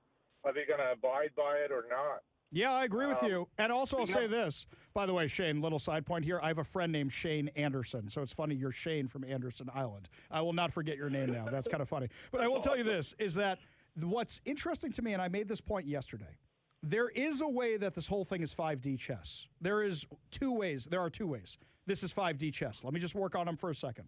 If it's like the Abraham Accords, where you say to your Gulf partners, we tried everything, guys, and they couldn't even follow this, where we gave them everything, and then you go back to doing what you're doing, and then you make peace with everybody else and get everybody else in the Abraham Accords, that's literally what they did with the Palestinians last time. That's option A. Option B. They're trying to scare the Arab states into helping the U.S. on the next round by saying they're still going to have the nukes, and they're still going to have the ballistic missiles, and they're still going to have this, and they're still going to have that. Hey, will you fight with us now? And then maybe they'll step up and fight. Those are the only 2 ways I could see happening behind the scenes. Aside from that, you're right. I don't know what's happening behind the scenes, but I don't even see any behind-the-scene logic on this. Yeah. I think there's 2 wars going on, Ari. One war is the war with Iran and this regime. It's really not with Iran, because I'm actually from Iran. Mm-hmm. And I grew up there and came to the U.S. as a 12-year-old. And I could tell you a story, but we wouldn't have enough time. But these guys in Iran, with any deal, the people that I know, they're scammers, and they're just trying to con you, is what they're trying to do. You know what I compared this to, Shane? You're going to love this. Shane, you're going to understand this as soon as I say it. If you go into any store in Israel or any store in any Arab country, is the price tag actually the price on the item? No, I negotiated in New York at Macy's, so you don't. I negotiated at Macy's in New York. My white wife, almost left me. So, to illustrate the point for what everybody else doesn't understand who's never been to these countries before, it's never the price. If you want an example of it, go watch Don't Mess with the Zohan with the Israeli electronics store. That's a good example of it, okay? But Shane, you know this. Anybody from the Middle East, master negotiators. And what I'm concerned about is exactly what you said. 42,000 protesters were killed by this regime just in the past couple months when they were rising up against the regime. There are people like you who came to this country to be free of this regime, and you want that freedom. And in fact, I know a whole bunch of Iranians are planning on protesting against the regime when the soccer team comes to Seattle. I can't wait to watch that. I hope everybody's safe. But the problem we have right here... Yeah, I hope so, too. Right, it's the Iranian... Man, this regime has got to go. I mean, people... We got to stand up for these people that are getting killed. Yeah, I know it's not our war, and the Democrats don't want us there, and all this stuff, but this is death to America. I've seen them chant it, and I'm telling you, these guys are not. Once you have an enemy, all of a sudden you don't become friends. I agree with you. To tell you. I agree with you. It was a lot easier to make the Abraham Accords because those other countries didn't really have beef with Israel. So it was easier to make those deals. This one's going to be a lot harder. God bless you, Shane. Appreciate the call, man. Yeah, one quick thing. We got to pray for our leaders, man. Trump and JD and Rubio. We got to pray for them that they make the right decisions. And we really don't know what's going on. But, we don't know what's going on in the background, but these people need to do the right thing. And we need to pray to God. I don't know what God you believe in, but, the Jews, Jesus came for the Jews. And they need to pray to whatever God that these people would do the right thing for us Americans. I'll tell you something, Shane. I'm a Persian American myself. We do that every day. And in fact, we have a special prayer we say on Sabbath. And here's something else, Shane. Somebody came up to me at an event a while ago. It's a Palestinian fellow. He came up to me and he said, Ari, I agree with you on 90% of the stuff. But you're forgetting one thing. The biggest victim of Hamas is not Israel. The biggest victim of Hamas is the Palestinians. And the biggest victim of the IRGC is not the Americans that they killed and not the Israelis that they killed and not anybody else they killed in the Middle East. It's the people they killed in their own country. And unfortunately, that gets lost on too many people, and that's who we're negotiating with. God bless you, Shane. Appreciate the call. Appreciate you being part of the show. Appreciate you listening. You want to be part of the show, you give us a call or a text at 206-421-5757. That's 206-421-5757. We go back to the KVI studio line. Take call from Guard in Eastern Washington. Guard, what's going on, man? Eastern Oregon. Oregon. Eastern Oregon. My bad. Sorry, I can't read today. It is too hot in my studio. I am cooking here, man. I'm seeing double vision. It's like 90 degrees in here. Sorry. What's going on, man? Yeah, well, we got dry heat over here. Yeah. But I wanted to ask you if you thought this deal was kind of like the Gaza deal. Like, they just expect the Hamas not to even be able to live up to it, and then everybody goes back to fighting again. That's what I think it might actually be. Let's be real. This is a ceasefire. This is not a peace deal. This is not a deal in any way, shape, or form. This is a path towards a potential deal. And what I actually think is exactly that. They expect the Iranians, if they're playing 5D chess, and that's a big if, right? And I did leave that disclaimer in there. If they're playing 5D chess and they go, the Iranians couldn't even live up to this, at least you tried, then you know what? They get all my respect, and that's why I'm glad I put that caveat out there. That is entirely a possibility. Guard, appreciate the call. Appreciate you being part of the show. Yeah. You want to be part of the show, you give us a call or text at 206-421-5757. That's 206-421-5757. I promised you this one, my friends. I want to make sure you get what you came for here. Seattle Mayor Katie Wilson has been under a lot of pressure because a lot of people are looking at the World Cup and they're going, yeah, it's nice in the stadium area and it's nice in downtown Seattle and it's nice in a few other places, but you pushed all the riffraff to a whole bunch of the rest of Seattle. That's why Jonathan Cho, Andrea Suarez, and I went out to 12th and Jackson and made the video we did, which you can see over at Jonathan Cho's social media, my social media, Andrea's social media. You can see it all over there, where you see the squalor, you see the drug use, you see the human trafficking, you see all this. Well, after that video went viral, all of a sudden, Katie Wilson releases this statement. We're taking a new approach to 12th and Jackson. Community groups, business owners in the Little Saigon neighborhood have been struggling for years with chronic safety issues near 12th and Jackson, now North Beacon Hill. The community has worked together to do what they can, but city leaders have failed to act. Lady, you're one of the city leaders, and you made the problem worse by shoving everything over there. Because notice how you wrote, and now North Beacon Hill. You shoved everything out of the stadiums over there because you wanted to clean up for the World Cup, and everybody's calling you out on that. Quote, we must disrupt the drug dealing, public disorder, and other illegal activity that has destabilized this community. You think? Wait, you're admitting it's a drug problem. She's admitting it's a drug problem. Do you still think it's a housing problem? Do you, Katie? Do you still think it's a housing problem, or are you finally admitting it? You think she's serious about this, or you think she's just saying this till the end of the World Cup, and then everything's going to come back with a vengeance? I actually wrote an op-ed on this for the New York Post. You want me to send you a copy of it? Email me at ari@kvi.com. That's ari@kvi.com, and I'm more than happy to send you one, or you can text 206-421-5757. Just text the word op-ed to 206-421-5757, and I will send you a copy of it as well. Up next, my friends, a mobile billboard showed up to Seattle Central College today. We'll tell you what it was calling out in their faculty when we come back. You're listening to The Ari Hoffman Show. Talk Radio 570 KVI.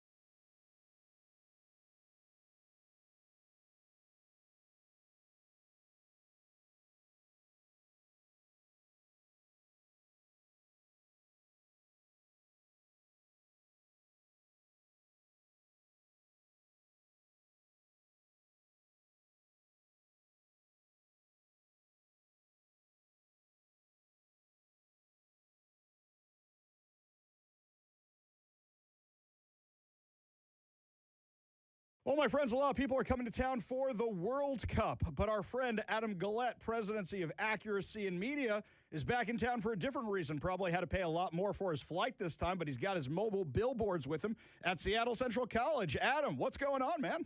Well, as you exposed, Seattle Central College has what I've seen as one of the most morally reprehensible, racist college professors in America. A man with the gall to email all of his colleagues and shout his racism from the rooftops, essentially. So we brought a mobile billboard to his campus, and we decided to try to get some answers from his colleagues as to what the heck is going on. Now, Adam, I have a little critique for you. I love you. We've become friends for the past few years, but it's summer, World Cup, you're on a college campus, you're wearing a suit on campus, bro. I mean, you didn't want to put on like a U.S. men's jersey or something like that? Maybe some short sleeves?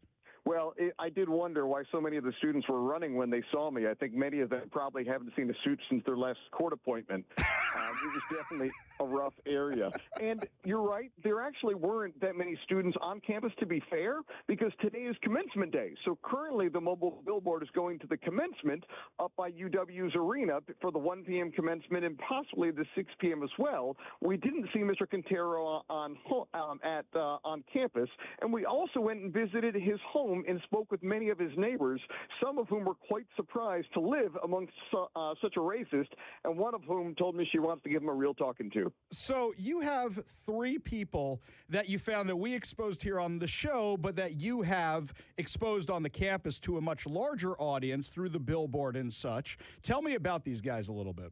Well, of course, the big one is Quintero. This is a man who emailed and basically called for HR to get involved because he didn't want to have to be near any rapist, genocidal Zionists.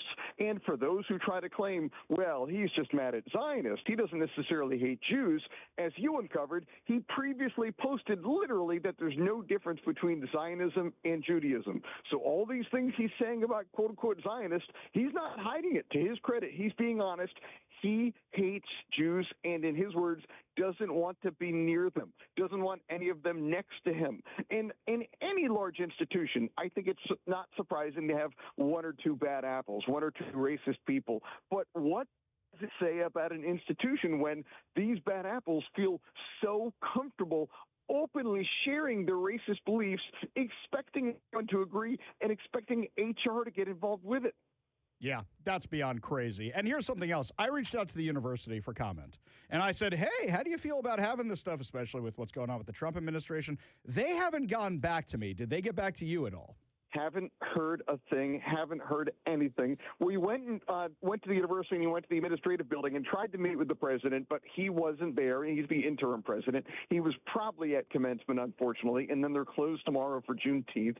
So we'll have to come back and meet with him at a later date because they announced, of course, last night that they're going to do an investigation, which is their polite way to say, we promise we're going to do something, and in reality, we hope in 3 or 4 weeks you've all forgotten about it, which is why we set up SeattleCentralHatesJews.com, SeattleCentralHatesJews.com, where you could send one message that goes directly to the trustees of this university, and we could fill up their inboxes over the next few weeks while they're sitting at commencement, while they're enjoying their 3-day weekend, and let them know that it is morally outrageous to harbor and promote a racist on campus.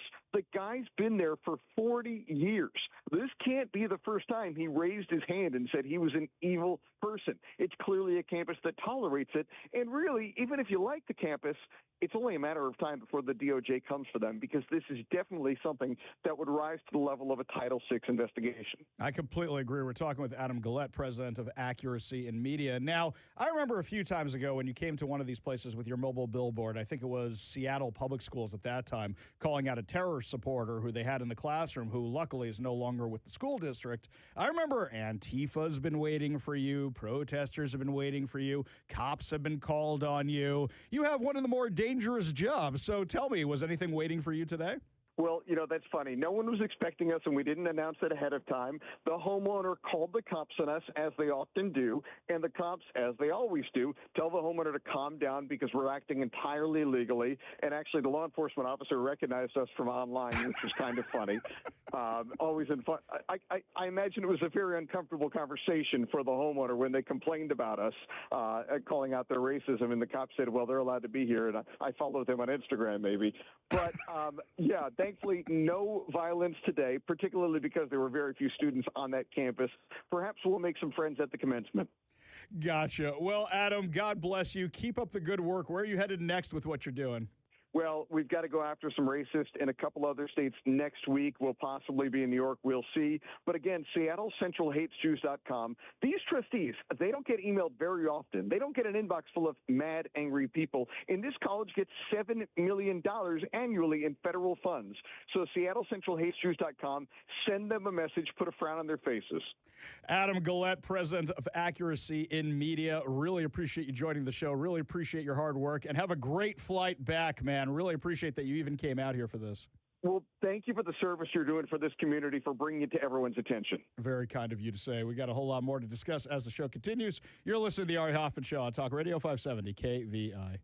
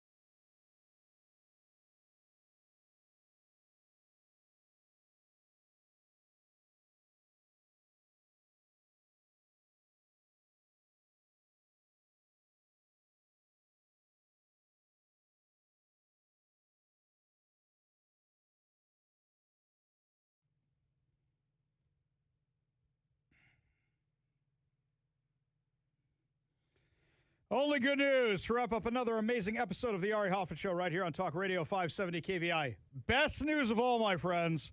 I hear the air conditioner is finally getting fixed on Saturday. At least that's the rumor around here. So number one, I can stop wearing these goofy shirts. And number two, my brain can start working again towards the end of the show when it is starting to overheat. I hope you didn't just jinx it. Well, I said in theory. The part is supposed to be on the way. Yes. Okay. And if the part is on the way, then maybe I can stop wearing these goofy shirts. If you want me to keep wearing the goofy shirts, you tell me. But this one I think is maximum goofiness. Aside from this, I just have regular Hawaiian shirts. I didn't realize Hawaiian shirts actually help with the heat. I thought they were just for costume parties and luau parties. But turns out, hey, maybe this is why middle-aged men wear them when they go on vacation, because they're shockingly comfortable. I mean, look, I've got the full middle-aged dude thing happening today. Kevin can attest to this, okay? I've got the receding hairline. I've got the goofy Hawaiian shirt. I've got the shorts with the cargo pockets on them. And I've got my sandals. That's right. Full middle-aged dude today. Yeah, I was going to say, you got Tevas there? Or I got my Tevas. I do have my Tevas. My Tevas. Yes, I do have those. I've had these suckers for a very long time. Let's just put it that way. These are aged. These are very, very old. They don't get worn very, very often. So, yep, that is the best good news of the day. In other good news, I'm not a big fan of the soccer ball of the foosball, but have you seen these videos online of people coming to our country and being amazed by the American stuff? It's really a lot of fun. Some of these Europeans with the social media influencer accounts, especially have you seen the stuff out of Boston? These are great, by the way, the stuff out of Boston. So they're worried about running out of alcohol in Boston in some of these beers. This is a real story. Bostoners, those people can drink, but the Scots showed up in Boston. I mean, just a little taste of the Scots in Boston.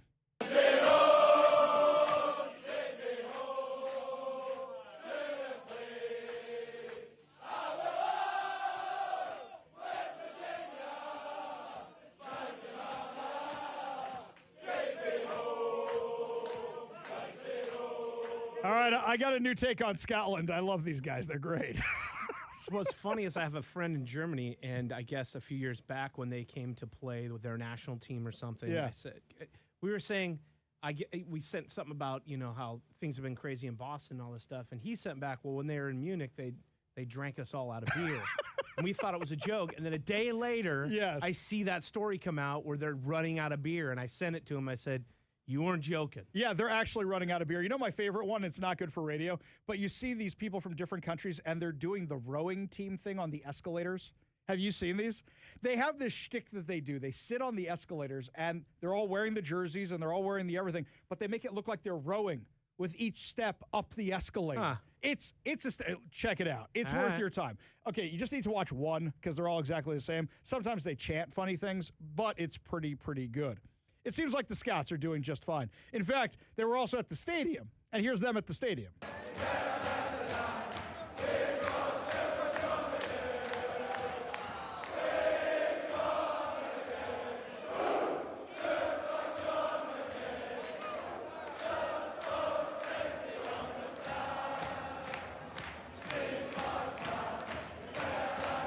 All right, how can we get these guys in the World Baseball Classic? It'd be a lot more exciting, right? Get them in the World Baseball Classic. Maybe baseball, make it international. See, if they had the actual World Baseball Classic, it was actually more like this, I'd probably be more into it. Right now, it's just a way to injure my players before the season. No, I want America's honor on the line with the World Baseball Classic. I want it to be more fun like this. So, yeah, I'm not enjoying the World Cup itself. I'm enjoying everything surrounding the World Cup. Plus, go to downtown Seattle. You won't get stabbed right now. It's actually pretty nice. You can go to the waterfront. It's nice. Enjoy it while we got it, guys. It's ticking away. And also, next Friday, Iran's playing Egypt on Pride Night. I'm really looking forward to that. Content is content, bro, right? Is that what they say? That's going to about do it for us today, my friends. But fear not, because we will be back tomorrow with more World Cup updates, more insane stories, more exciting guests, and, of course, more giveaways. You've been listening to The Ari Hoffman Show on Talk Radio 570 KVI.